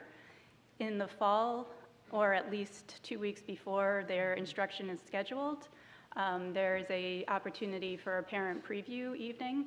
Some schools do it, some elementary schools sometimes will join together and do a pyramid or community preview evening. Other schools do it individually. That is an opportunity for parents to come in and hear about the program, to learn how to access the lessons, to ask questions, to meet the teachers who may be involved in delivering the instruction so they're better informed. And there's also just general overview information on the public website as well. Several of our lessons include home connection letters that are sent home to families so they're aware of what was taught in the school and may have some questions or conversation starters to help engage the families in conversation of what their child learned in school. Thank you. I appreciate that. And I do want to say, I'm a parent in the system. I have a current, a rising 7th grader and a rising 10th grader. Whew, it goes fast. And so I have the opportunity of bringing my experiences of what I'm receiving as a parent to this dais. And I cannot say enough of how often those opt-out sheets are sent out. There's a hard copy, it's on Schoology, and if you don't have access to Schoology, you can ask to have these lessons be sent to you. And as a parent, I sit through and I go through the entirety of what is going to be presented that year, and I ask questions, and then I make decisions. Is this going to be acceptable for my family values and for my students? So this is an opportunity that is available to each and every parent in FCPS. And I do want to highlight this because you have choice. And so I don't want for folks to feel as if there's no chance that this can be done differently for their students. The other thing that I wanted to ask Dr. Reed, because this has been a point Mr. Frisch will know that we've been talking about for years, and not just as per this feedback opportunity, but other feedback opportunities that we extend in FCPS. What systems can we put in place to ensure that, one, we have responses to our feedback surveys or just open feedback that are from our families in FCPS, and two, that it is not that those families are responding once per child or whatever it is that is appropriate, but we don't have multiple responses by one person sitting at their computer from California. Yes, ma'am. We do have systems in place to enable that to occur, and are utilizing those systems when we send out surveys, so they have one unique locator in terms of responding. I saw Mr. Sethi step away, or I would ask him the dynamics behind that, but we do have the ability to do that at this time. Was that done here for this survey? Or this feedback opportunity? I don't believe so. I don't believe so, no ma'am. I think in order for us to really have confidence in the data we collect, we have to collect the data a little bit more carefully. So it is my request that we ensure that whatever we send out, if we have the systems to be able to do that, let's employ those systems so that we can feel comfortable in the information that we're receiving. And lastly, one of the things I wanted to ask, because I know last year you piloted a different kind of option for some of our elementary schools, because I know some of the concerns were regarding the combined instruction at grade 4. Can you speak to what occurred there? What are the findings and what will occur next year? Yes, ma'am. So we didn't actually pilot that last year. We planned for the pilot, but realized the content. Again, we're talking about 2 to 4 lessons over the course of the year, right? It's a very limited number of lessons that we were talking about. And those lessons, I don't believe we piloted last year, but are planning. We have schools for the fall that we're planning to pilot this year. So we don't have results because we haven't done the pilot yet. Thank you, I appreciate that. Thank you, Dr. Anderson. Ms. St. John Cunning. I just want to follow up in terms of the opt-out, because I have worked in schools and there's a robust mechanism for parents to review the material and to opt out, and also there's also a robust mechanism for translations and the ability for families to work with someone that is interpreting the content. And I'm just appreciative that the school system does that and takes into consideration language needs and cultural needs. Thank you, Ms. St. John Cunning. Seeing no others, we will go to the vote. All those in favor of the motion on the screen, please raise your hand. Ms. Sizemore-Heiser, Mr. McDaniel, Mr. McElveen, Ms. St. John Cunning, Dr. Anderson, Ms. Anderson, Mr. Moon, and Ms. Marin, and myself, and Ms. Dixit. That is unanimous for board members present. Agenda item 6.01, Strategic Plan Update. I call on Dr. Reed.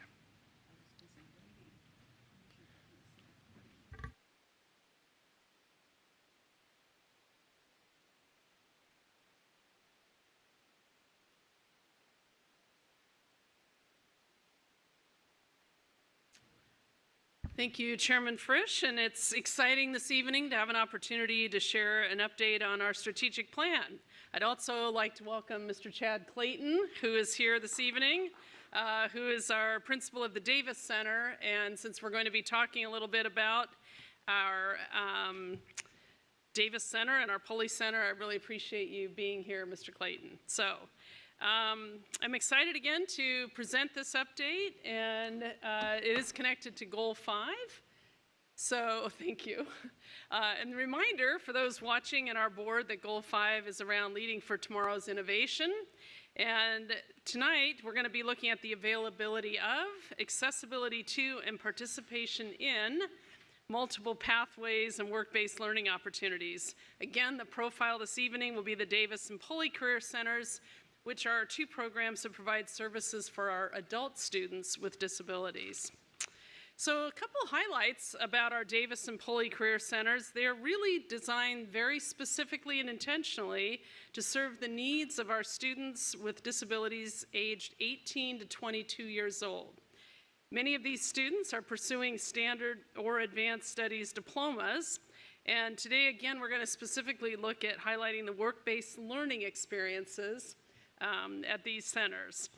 During these programs, our students learn, practice, and apply skills that connect to their future their success and community contributions after their formal public education has been completed.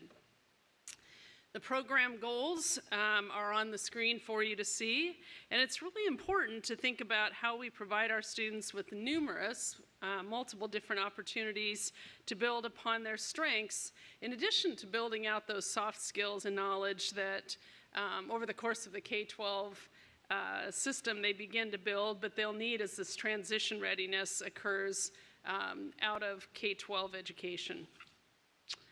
The instruction and features, again, there are several features, 4 are bulleted for you on the screen. And I want to clarify that our career centers are not trade schools, and they don't necessarily provide certificates in specific job skills. However, they do provide a variety of experiences for students which are intended to support self-determined decision-making with agency staying with the student as they think about transitioning out of public education in that 18 to 22-year-old age band.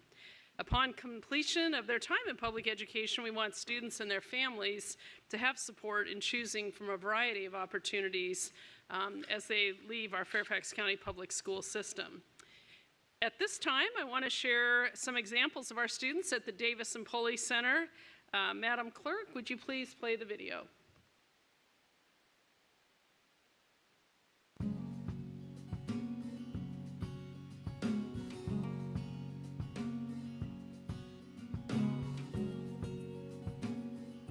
The Davis Career Center supports students ages 18 to 22. These students are students with disabilities who come to us from, I believe now we're at 15 different high schools here in the northern part of Fairfax County. Students come to us after their high school experience has been completed to work on really the soft skills of work. A typical day here at the Davis Center can look a lot of different ways. Our students could be in the Davis Center, which is our typical programming, or they could be in the Davis STEP program, which is our secondary transition to employment program. And those students, they go to class every morning. Then around 9:30, typically we're on buses heading out into the community for the rest of the day. Davis Career Center students work in a variety of places here in the Tysons Corner area. We go to hotels, houses of worship, retirement facilities, FCPS schools. The point of being here is to be in the community practicing and learning those soft skills. We want these skills that you gained from your time with us to really support you in whatever that's next for you. Working at Northside Social has helped me develop more independence and also helped me cook on my own too. I like the people I work with and also that I have tasks that match some of my strengths. It also helped me earn my first paycheck. And I'm proud of that and I'm thankful. After I graduate from Davis, I want to get a job in the field of retail, possibly a cashier, because I pride myself with excellent customer service skills from previously doing community work at Dollar Tree. So working at Embassy, it's not only helped me become a more resilient person, but I've also become a lot more confident in myself. I've also been better with working with customers, and I also continue to make sure that I'm always punctual on time. I always remember just how wonderful the staff was and how much I was able to learn in just 9 months. I feel like I really achieved something. I work at British Opera. Has helped me become more independent, and I helped me work with kids. After I graduate, I want a job for next year in Emo's program. Like Davis Career Center, Pulley Career Center serves students with disabilities from the southern part of Fairfax County. Pulley students gain career and independent living skills by working in FCPS elementary schools and centers, as well as in the culinary, hospitality, and retail industries, retirement communities, and more. I like Green Springs. I like the clean tables, setting tables, and doing vacuuming. I like to clean the hallways. I'm learning how to do silverware. Green Springs is my favorite. I am hardworking, on time, flexible, and kind. I would like to improve my cooking skills. Yeah, right? You want to cook for your Mom. mom and Dad. Yep. your family. Yeah. You want to cook for your family. Yeah. So getting out there with the support of FCPS and what our teachers do each day helps our students grow and mature in so many different ways. That progression culminates in getting on that stage in 4 years, walking across, getting your certificate, and knowing that you are heading off into a life that you're able to choose. You have the right to choose. You have, the place to choose, and that's really what we want to support. Excellence, Equity. and opportunity. Thank you. Mr. Chairman, this concludes our monthly strategic plan update, and I'm happy to take any questions. Ms. Sizemore Heiser. I know, I'm sorry, but first, Chad, welcome. Thank you for the many years of tours and conversations. I have to give a shout out to Chad Clayton because many, many years ago, before a lot of people were talking about self-determination for this population, you sat down and we had a really, I think a 3-hour conversation about how you're embedding that in the Davis Career Center. I know, Dr. Reed, you have that face like you're not surprised. So I just want to give you a shout out, Chad. Thank you. Dr. Reed, I think, I'm not going to take up my board members' time the entire night by making this into a work session about Davis, Pulley, and STEP. And I think the work that Chad and Peter Kelly are doing at Davis and the principals overseeing STEP is great work. But it's a model that doesn't serve most of the kids who could benefit from this. And I see Chad nodding because he's not surprised. We serve about a little over 200 students at Davis and Pulley.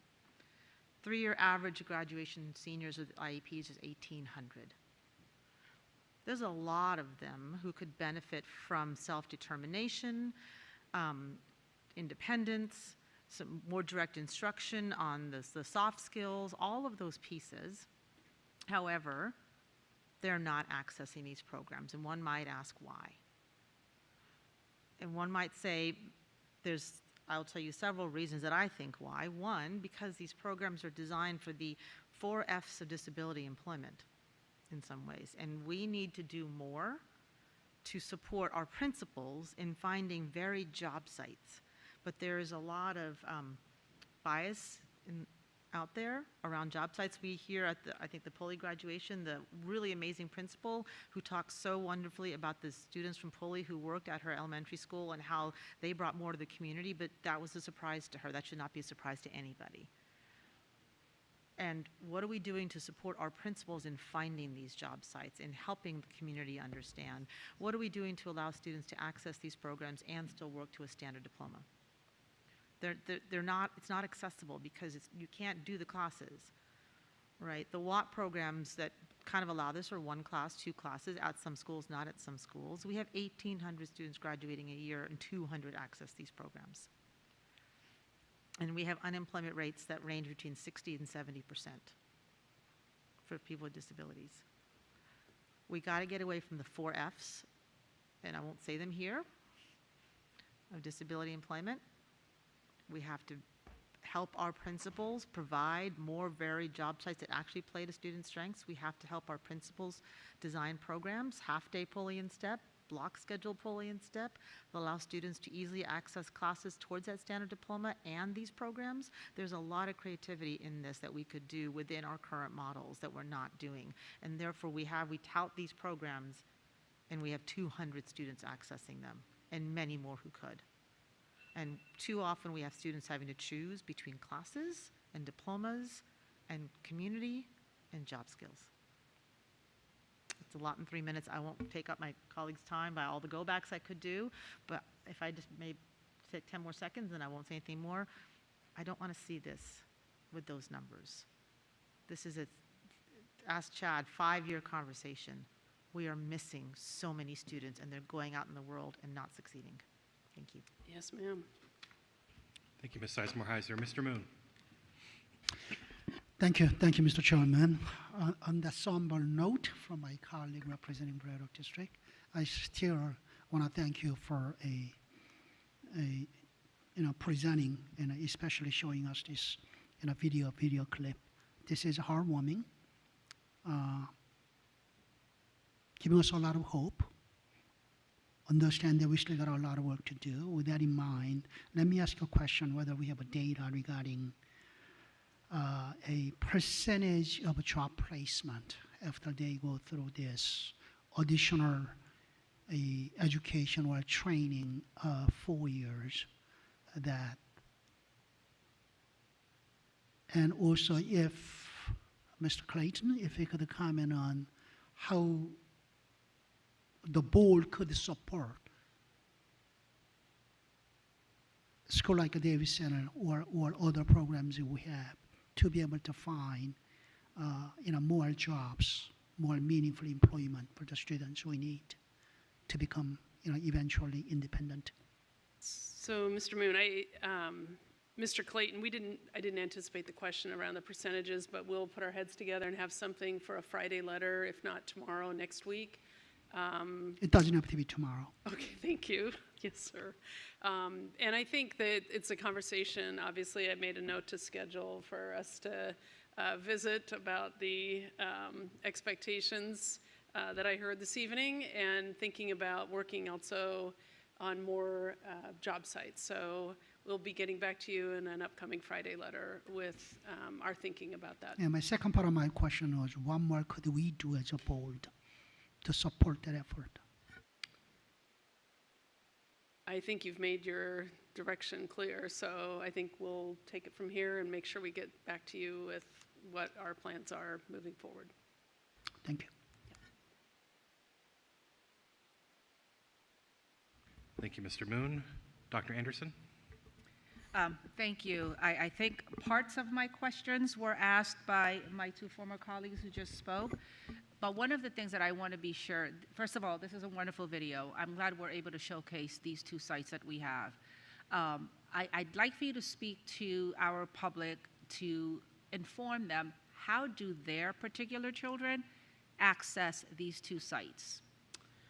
So my understanding is that these are programs that are chosen through the IEP process.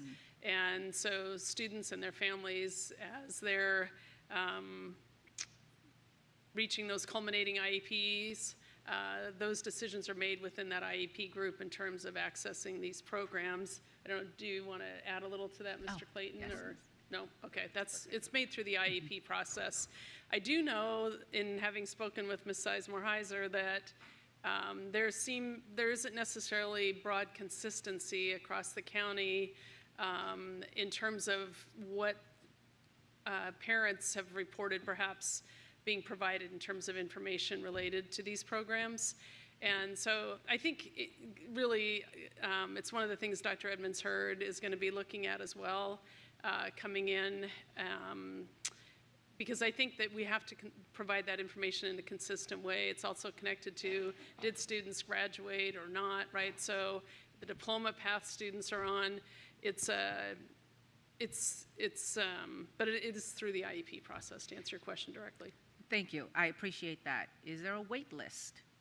Do we have students whose IEPs?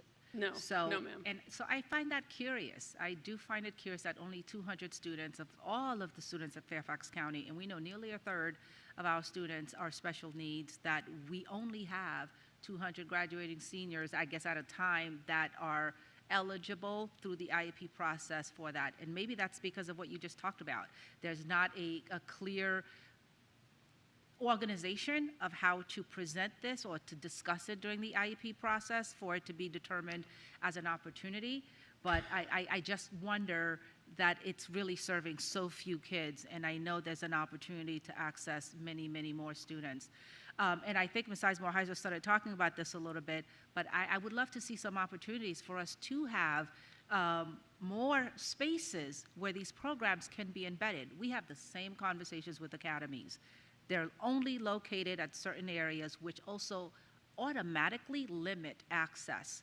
So if we're able to replicate, like I would like to see with the academies in each of the regions, that would be the most ideal, because no one will be locked out of opportunity just because of proximity. So if I could clarify, I don't believe that a third of our graduates have IEPs. We're graduating roughly 14,000 students a year, and I think we're maybe at 14%, maybe 13, 14%. But you are correct. When we pulled the enrollment as of June, this June, we have 127 students that were listed for Davis Center and 82 for Pulley, which is a total of 200, which is, it's a very low number for roughly 14% of 14,000 annually graduating. Thank you. And I didn't mean to say a third of our graduates, Okay, I said a that's what third I of thought I our heard. students in Fairfax County, nearly, have special needs. But I think that's the bulk of my questions. Thank you. And I'm looking forward to see how we can continue to grow these programs. The things that are working for our students, it's not by accident that we want more of them, because we want to be able to provide more opportunity for our students who are clearly thriving in those environments. So thank you for your work. Ms. Sizemore Heiser. All right, I totally lied. There's a couple things I need to say more about this. As you're looking, if you're looking to go back and talk to Chad, to answer my colleague's question as to why, it's because we don't talk to parents about this in 6th and 7th and 8th grade. We talk to them about it in 12th grade.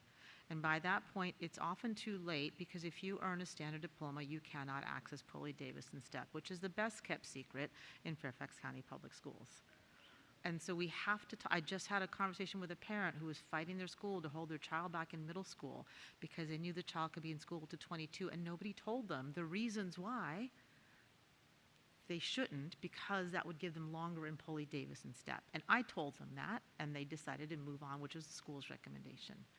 If we talked to parents in middle school and sat down with IEP teams and talked about a 4 to 8 year plan that could include Pulley, Davis, or STEP, or slowing things down so they could access Watt and have belong in the school community, I think we would see much better outcomes, but we don't do that. And it's because our ETRs don't have the bandwidth to do that. We don't have the structures to do that. The IEP teams aren't really, I think, trained as much in middle school to do that. There's a lot of barriers, but we have to do that, and we have to look at the middle kids. We can't just talk about 2E and intellectually disabled. There's a continuum of disability. There's a continuum of services. I will stop, but please, if you want to fix that, you've got to start at middle school in terms of educating and family engagement. Yes, ma'am. Thank you, Ms. Sizemore Heiser. Seeing no others, thank you for this strategic plan update. Agenda item 6.02, academic matters. I call on Dr. Reed. Thank you, Chairman Frisch. This evening, I am excited to share information about the Global Classroom Project. And this is really an exciting opportunity for our students that inspires and empowers students to be responsible and innovative global citizens.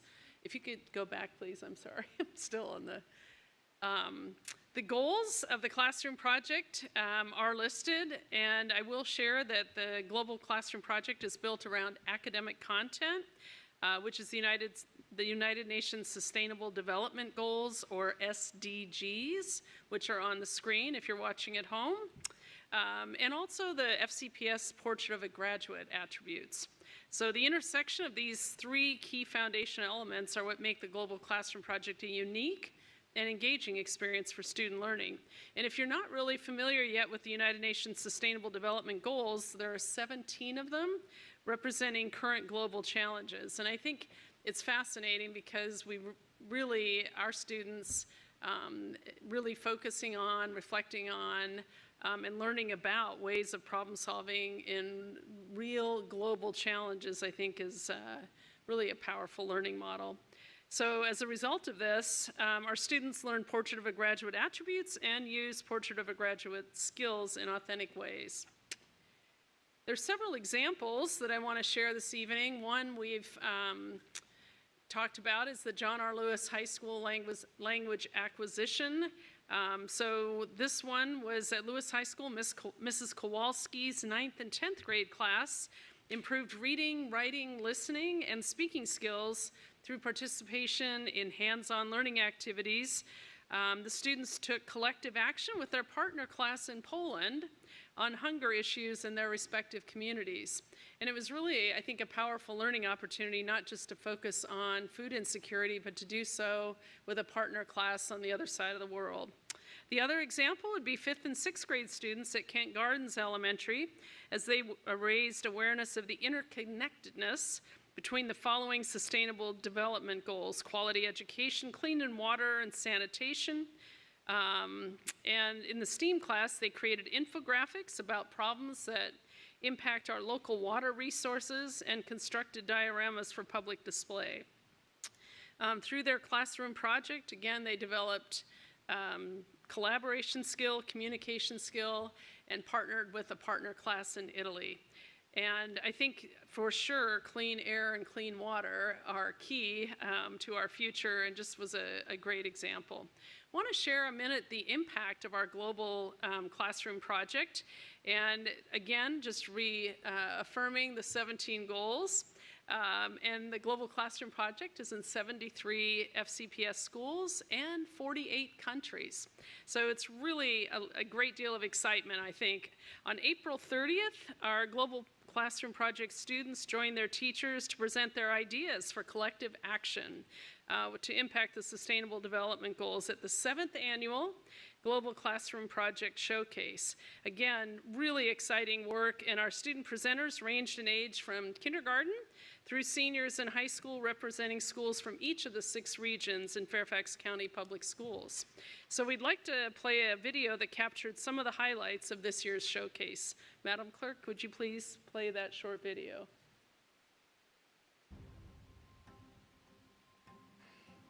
Tonight, educators and young people in our community are sharing their ideas for actions to impact global issues represented by the United Nations Sustainable Development Goals, or SDGs. These include challenges such as zero hunger, quality education, sustainable cities and communities, and peace, justice, and strong institutions, to name a few. Through their participation in the GCP, students authentically demonstrate their skills within Portrait of a Graduate attributes of collaborator, communicator, critical and creative thinker, ethical and global citizen, and goal-directed and resilient individual.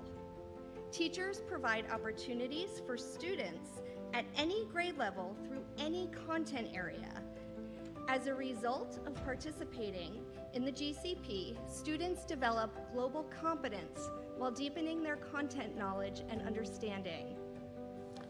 And if you had told me on August the 2nd, 2015, that there would be groups of kids in school working with their teachers to connect with communities in other schools and other teachers around the world, I would have said, that's what Next Steps look like. What you are doing is driving change for your generation, for my generation, and for all of our generations.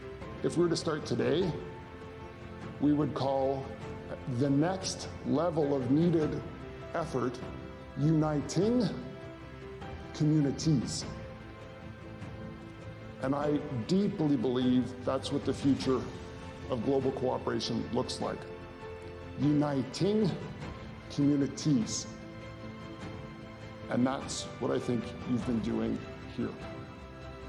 Uniting within your communities, uniting across your communities, and connecting with other communities to take next steps. I want to congratulate all of you for doing what the world really needs, which is to take next steps. Because if we are going to have any chance of achieving the ambitions that we all know need to be met for the world, so that no one's left behind, so that we reach the furthest behind first, and so that our planet sustains itself for the future, it will be billions of next steps.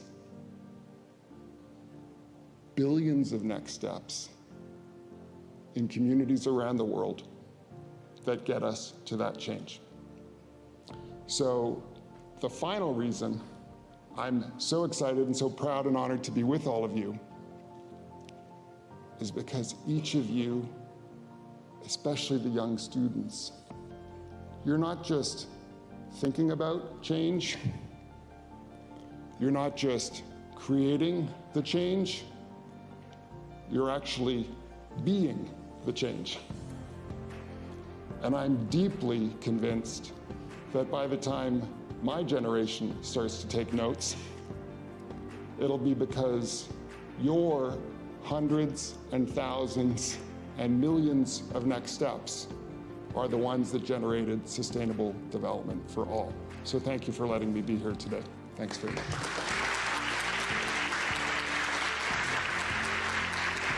So, LJ, how would you describe this experience in one word? Eye-opening. Awe-inspiring. New. Open-minded. Reassuring. Inclusive. Unique. Extraordinary. Inspirational. Connected. Realization. Collaborative. Yippee! Awesome.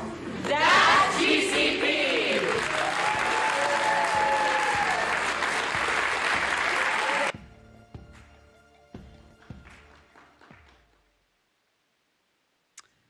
I think that when we think about the power of education, I think this program captures that. The connections, the slide shares that 4 of our 5 goals, they're direct connections to the Global Classroom Project, and our last slide takes a look at the data and the progress that we continue to make. I think in the last 2 years, especially the 2023-2024 year, we continue to increase our number of participants, teachers, and classrooms. So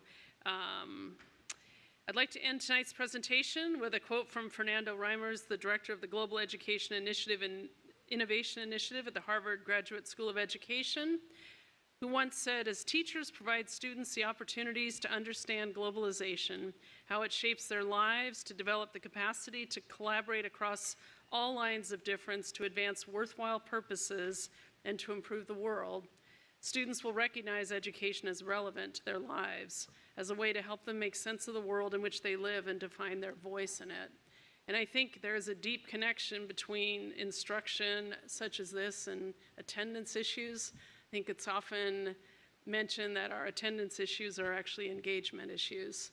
And the more relevant what we do in the classroom is, the more likely it is that our attendance isn't something we have to worry about. So anyhow, thank you. That's Academic Matters for this evening. Thank you, Dr. Reed. Mr. McElveen. Well, thank you, Dr. Reed, for bringing this to us and highlighting this important work. You know, it's an understatement to say this is a one-of-a-kind program. This is the only program of its kind in the entire world. And we have created a global network. And how many countries? And in 48 countries. It's really incredible work. That being said, we have one staff member coordinating all this work. There is so much work involved in this program. And this is probably the only living vestige of what this board directed staff to do a decade ago, which was, through our internationalization work, creating these kind of networks, these kind of programs, world language opportunities, connections with embassies. This is essentially all that's left. The internationalization coordinator position that this board approved lays vacant. And again, we have one staff member doing this. I understand there was recently a reorganization, and this program has been buried deeper into instructional services.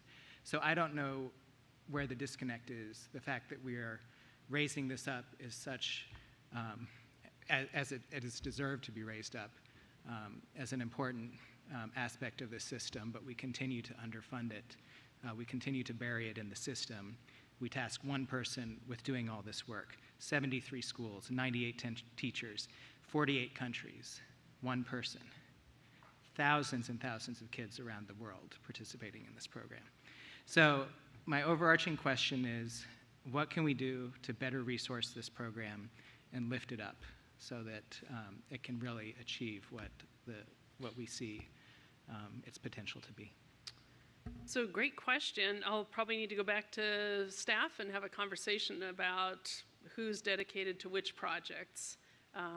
Because I think that clearly you're raising an issue. I didn't know we had an internationalization coordinator, to be honest. So I'll go back to staff and we'll take a look at it, and I'll be back to you with a bit of some thoughts about how we might best move forward. Thank you. Thank you. Thank you, Mr. McElveen. Excuse me, Dr. Anderson. Thank you. Can you speak a little bit as to how do schools and classrooms get involved with this? project or with this initiative?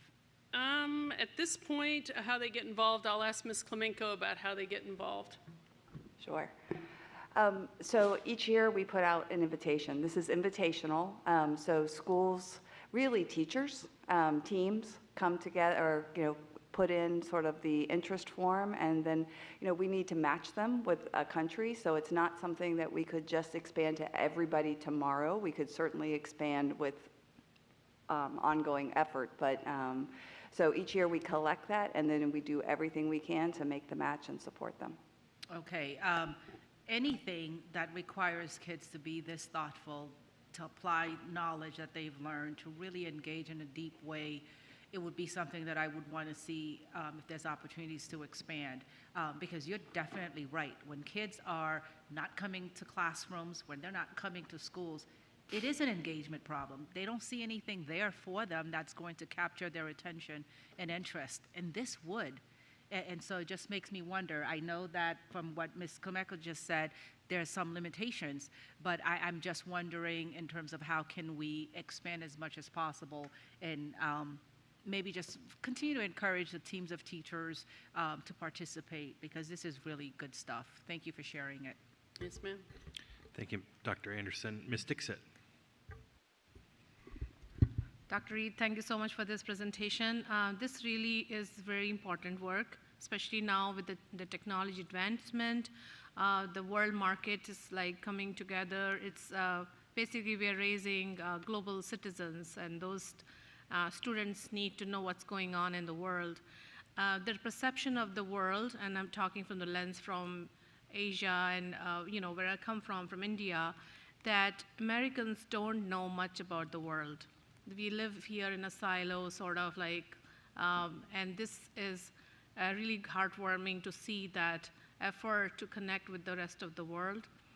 We cannot go to every country, possibly, but the virtual instructions and so much of now technology is there with the video calls, and I think we should be in more than 48 countries.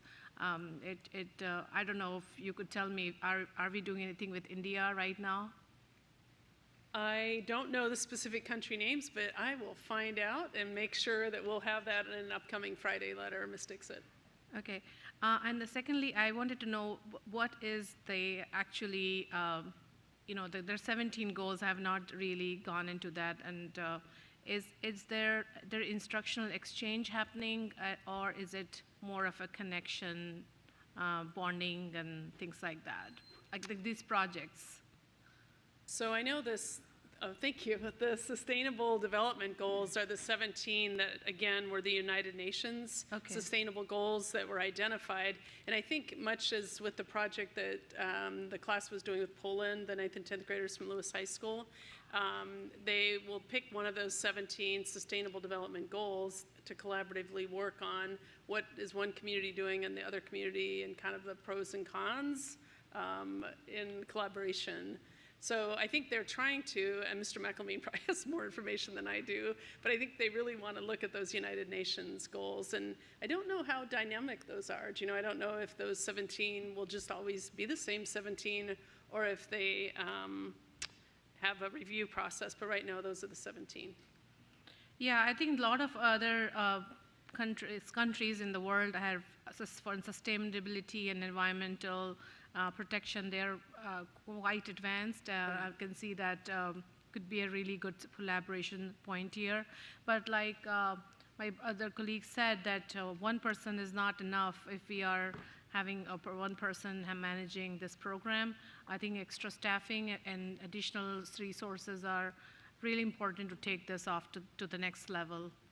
Right. I think one of the things we have to be really cognizant of as we think about resources is likely, our budget moving into the biennium. So I think one of the challenges we continue to wrestle with is what things are we stopping to do to be able to do these things, right? So what I'll do is I'm going to go back with staff and have a conversation, because if it's an unfilled position, that's a position that's been budgeted. So I will just go back and do a double check on what the situation is and how we can better support the project.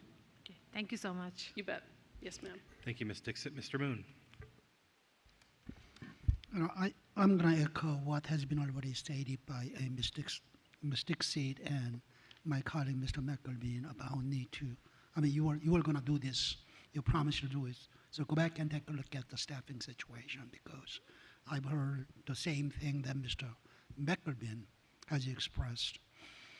With that said, is it possible for you to tell me where I can go to find this information about names of schools participating and with what countries and what projects they are doing? I can't this evening, but I will be able to Absolutely. in It's an not, it's upcoming not Friday urgent, letter. so you don't have to do it tomorrow morning. But if you could tell me somehow sir. where I can go, and also with Ms. Klemenko nodding her head, whether your staff is willing to take some feedback from board members on some of the projects we are already doing. Thank you. Yes, sir. Thank you. Thank you, Mr. Moon.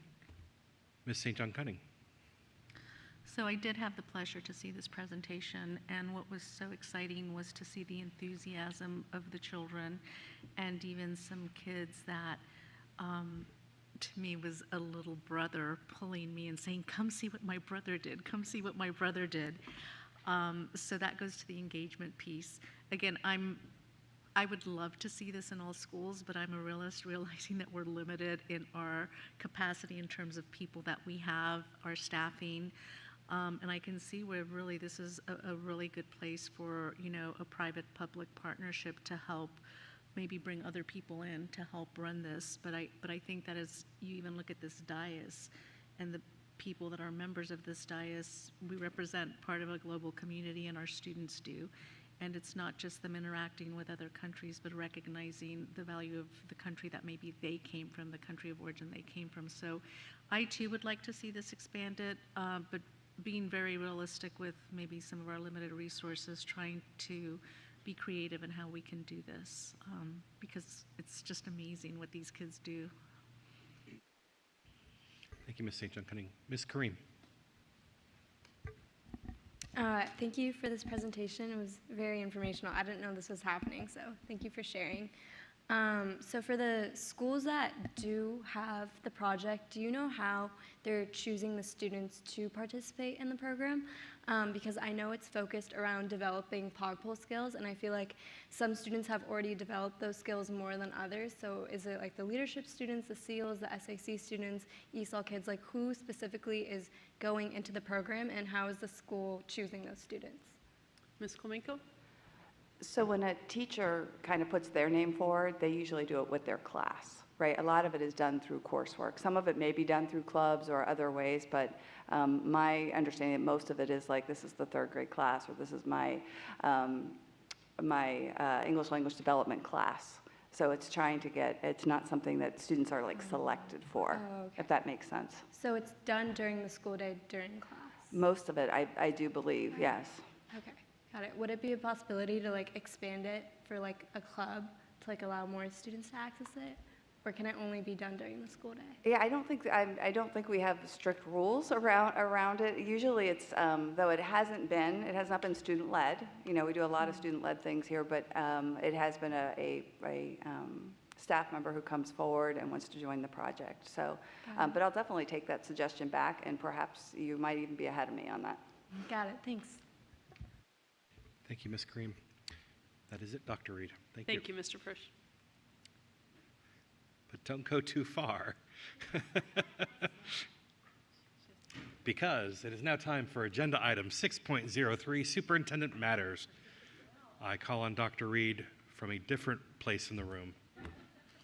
Thank you, Mr. Frisch. I want to start by adding my congratulations to all those honored by the board this evening. In particular, a special thank you to our student board rep, Ms. Rita Karim. I think that your energy and thoughtfulness and has just really been a great value to our board and to our staff. So thank you for your contributions this year.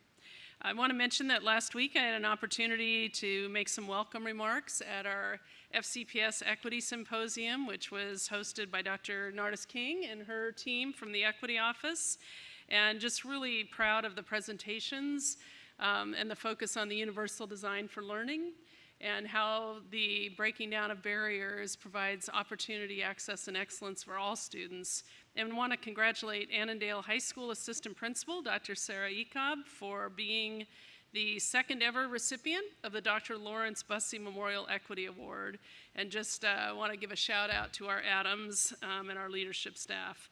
Also want to mention that this past weekend I attended the Capital Emmy Awards to celebrate the nomination that our communications video producers, Mark Jones, and our video production specialist, Andrew Vo, who were both nominated for their video about the fentanyl crisis, and in particular, the story of Caden Foster as told by his parents, Aphrodite and Sean. So again, a big thank you to all involved in that project.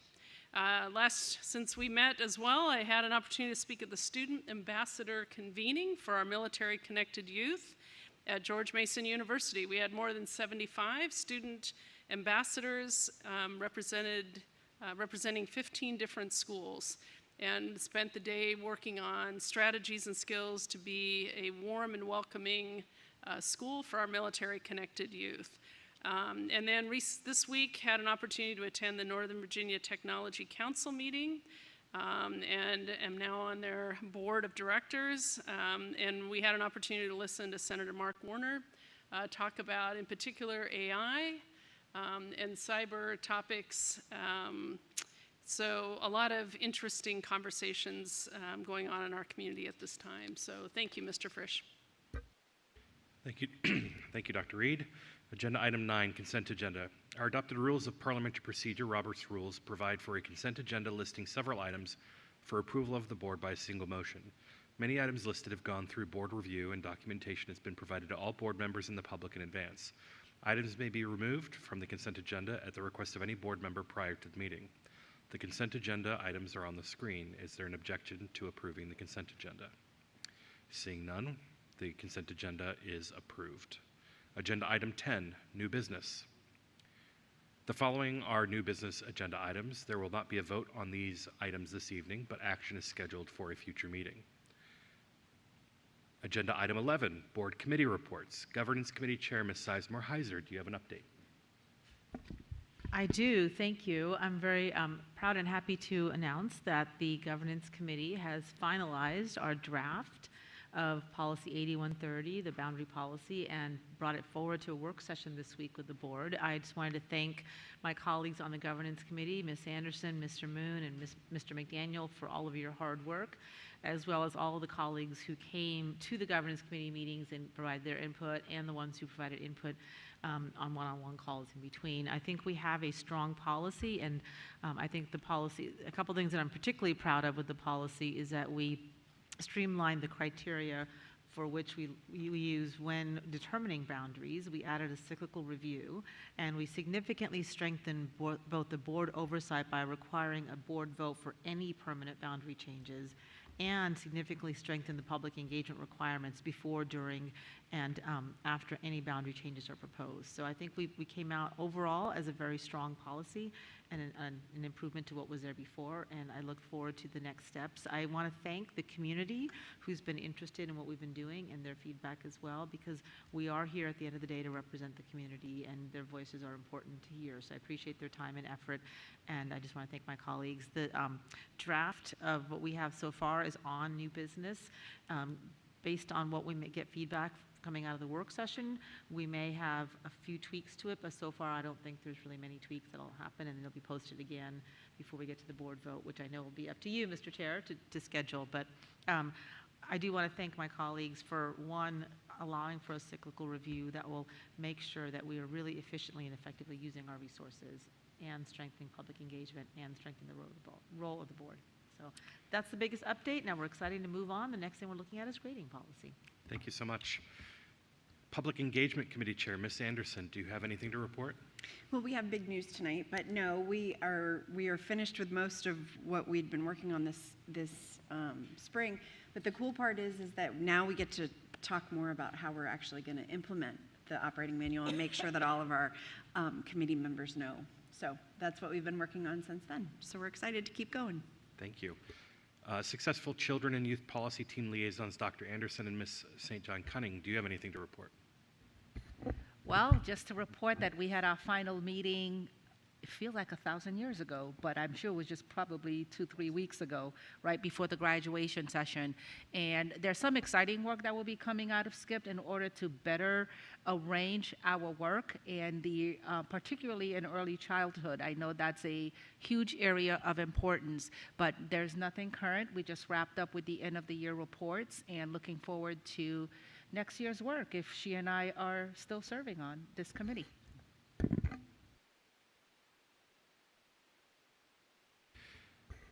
Agenda item 12, board matters. Next on the agenda is board matters. I will call on each school board member to speak. Ms. Dixit. I will take my time to just thank you, Ms. Kareem, for her, all the time you have spent and taken from your schedule and work, and being such a advocate of our students and giving us information we didn't know or we had not thought about, because obviously we are not students, and appreciate your tenacity and just keeping engaged throughout the year. And with that said, I'll let my other board members speak. Thank you. Thank you, Ms. Dixit. Ms. Anderson. Really fast, first, I missed the chance last time, or at the last meeting, to offer huge congratulations to all of our graduates. It was really fun to participate in all of the graduations that I had a chance to go to. Nothing in comparison to my colleagues, but I had a good chunk. I'd like to extend my most heartfelt thanks to our teachers and staff, and I look forward to working together next year again. Thank you so much to Ms. Kareem for her insight this spring. It's been wonderful to get to know you better, and I hope I have the opportunity to work with you in the future. I hope you all have an amazing summer. I would also like to share a special call out to my buddy Connor from Texas A&M, who finished his college track and field career tonight by reaching the semifinals in the Olympic trials for the 110-meter hurdles in Eugene, Oregon. Your dedication to your craft is something that I am in awe of. So. Good job. Thank you, That Ms. is Anderson. awesome, particularly Anderson, because you're sorry. I It's all right, started you're up. before you called on me. I was just so excited because I record all of the track and field, and so that's what I watch when I'm folding my laundry. So I will be looking for Connor in Eugene, Oregon. It's a very exciting group. I do want to say I thank you to Ms. Karim and all of her work this year. She has been such a wonderful advocate for the student voice. And while I know many of our previous student representatives have had this goal in mind, at least on my time on the board, you've been the only one who's been able to accomplish it, which is to have those student town halls. And so I'm very appreciative of your steadfastness and your tenacity to make sure that we raise the voice of our students. And you do a very good job of that every year. And every week. And I'm looking forward, since you're just a junior, now you're a rising senior, to continue to have your voice from the other side and to help to continue to guide the next representative. So, yay. Pretty much the only other thing that I want to say is to thank the parents and the community members who came out for the early release conversations on Tuesday and Wednesday at Gatehouse. We know there are lots of concerns in terms of the organization of that plan, but I think additional information will be coming very soon so that we can allay some of the fears regarding it. So thank you and have a good night. Thank you, Dr. Anderson. Ms. St. John Cunning. I too would like to thank Ms. Kareem. You're an inspiration to us, and even though you're a student, I think you've also been a teacher to us. So thank you for all your work. I'd like to congratulate Hayfield Secondary School's yearbook for the recognition as the trophy class winner for the VHSL Media Championships. And I'm wishing 24 Mark Twain Middle School students the best of luck as they compete in Orlando this week at the National Technology Student Association's competition. Thank you to the TSA Club sponsor, Ms. Gadsden. I was pleased to be joined by Dr. Ponce and Assistant Region 3 Superintendent Ray Lynette at the Groveton Elementary School PTA meeting earlier this week. The parents and Principal Swoger had a robust discussion. I was honored to attend Senator Warner's Child Care Roundtable that included FCPS supervisors and Alexandria Council members in a discussion on how to provide robust early education programming to our youngest children. I'm also very pleased to raise one of our very own FCPS employees, Ms. Shalene Lavier, who is a family literacy specialist and has been for years in the Office of ESOL Services and will be presenting at the Smithsonian's National Education Summit this July. Her session is entitled Nurturing Multicultural Voices Through Art. Through a decades-long collaboration between the Fairfax County Public Schools Office for ESOL Services Family Literacy Program, National Portrait Gallery, and Smithsonian Office of Educational Technology, workshop participants of all ages have used museum objects, art making, and storytelling to explore issues of migration, belonging, and community building while developing empathy, confidence, self-expression, and self-advocacy. Participants will learn about the research and results of these programs and will leave the Smithsonian Learning Lab toolkit of resources and activities designated to foster in multi-generational English language learners important skills, including visual literacy, public speaking, creative writing, art appreciation, collaborative learning, and advocacy. Registration is free. The session will be online on July 17th from 11:30 to 12:50. So if you guys want to participate, I can provide more information, but just really proud of the work that Micheline has been doing for over the years with our families and our multicultural ESOL programs. Thank you, Ms. St. John Cunning. Mr. McElveen. I spoke last time and people were unhappy, so I'll be short. But I just want to also send my deepest gratitude and congratulations to Rita on completing your term. Just echoing what others have said, you are probably the biggest doer we have had in this role in a long time, actually trying to get things done, and so that's much appreciated and inspiring. And I'll leave it there. Thank you, Mr. McElveen. Mr. McDaniel. All right. Ms. Sizemore-Heiser. Just wanted to say that thank you to all my colleagues again for all your hard work on governance, and Rita, thank you for all your thoughtful conversations, and I really have appreciated not just your remarks that you've made, but that you've shared them with us so we can sort of sit and think about it and read it again and think and really take it in. So that has been really, really helpful, and I know it must take a long time not just to speak them, but to write them all out the way you do, and you put links in them, and they've just been very, very helpful. So I wanted to say thank you. You've got a really bright future. I'm proud to have you at one of my schools, and so I hope we'll stay in touch as you continue into your senior year and as you think of other ways that we can improve and support our new student representatives. So I just want to take this opportunity to say thank you very much for your time and service this year, and I know you've got an incredibly bright future ahead of you. Thank you. Thank you, Ms. Sizemore-Heiser. Ms. Marin. Yes, I feel like I don't have much to share because we've had 2 other public meetings this week, so it's all out there already. It's been a super productive week, and I've also been in our schools, not really with my official hat, but with my parent hat, as my son's been playing summer basketball in our schools. So just that constant community use that our schools are used, you know, not 24 hours a day, but 7 days a week, year round. I also, Rita, want to say thank you for your energy and curiosity. And I know that we are going to keep in touch because we are going to keep trying to get that money together. And I'm so eager for your work with your peers. And so, and it's also great to have a student board rep who is not graduating just yet, and you'll be with us for another year. And we'll keep working on your initiative to bring an alternative to the board. And, you know, just even this week, we're doing more to engage our students in the board's work, which I'm just thrilled about. I really want to show people what it's like to be engaged and take ownership of you know, your public education. So with that, I'll leave it that. And I hope everyone has a nice July 4th holiday weekend next week. Thank you, Ms. Marin. Mr. Moon. Thank you, Mr. Chairman. I want to thank you for allowing me to sit right next to Rita right here. I've enjoyed being here for the last 6 months.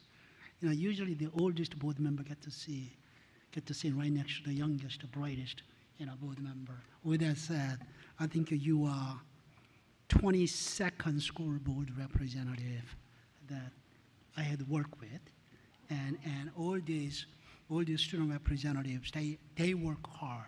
They do as best, each one of them does do as best as possible.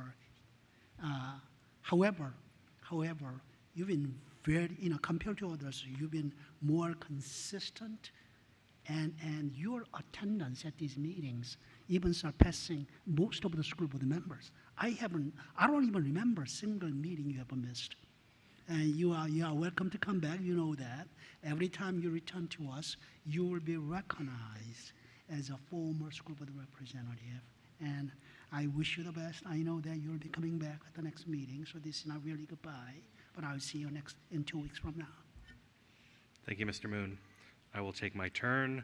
As Pride Month comes to a close, I want to wish everybody a happy Pride of what remains. It's been great to see so many members of our staff and families and students at Pride events all over the county. And at Capitol Pride, was able to go to the White House's Pride celebration yesterday with Robert Rigby, one of the co-founders of FCPS Pride and a longtime teacher in FCPS.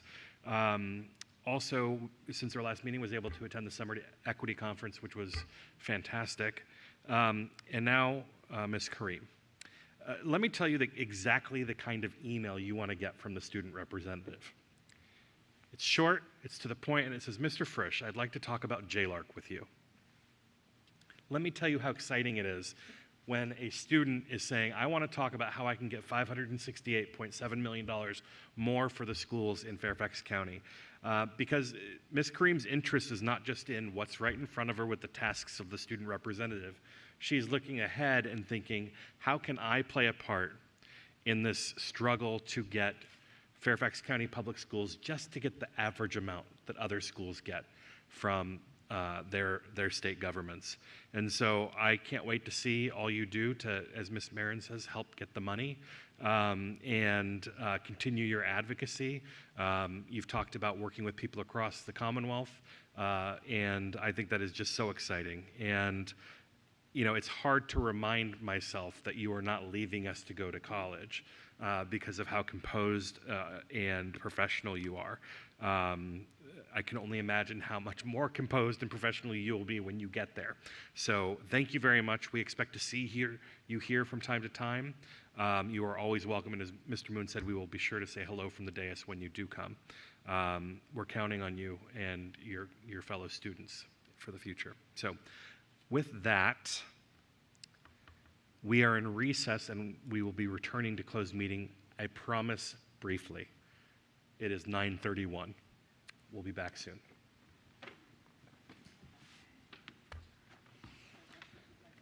Can we leave our stuff?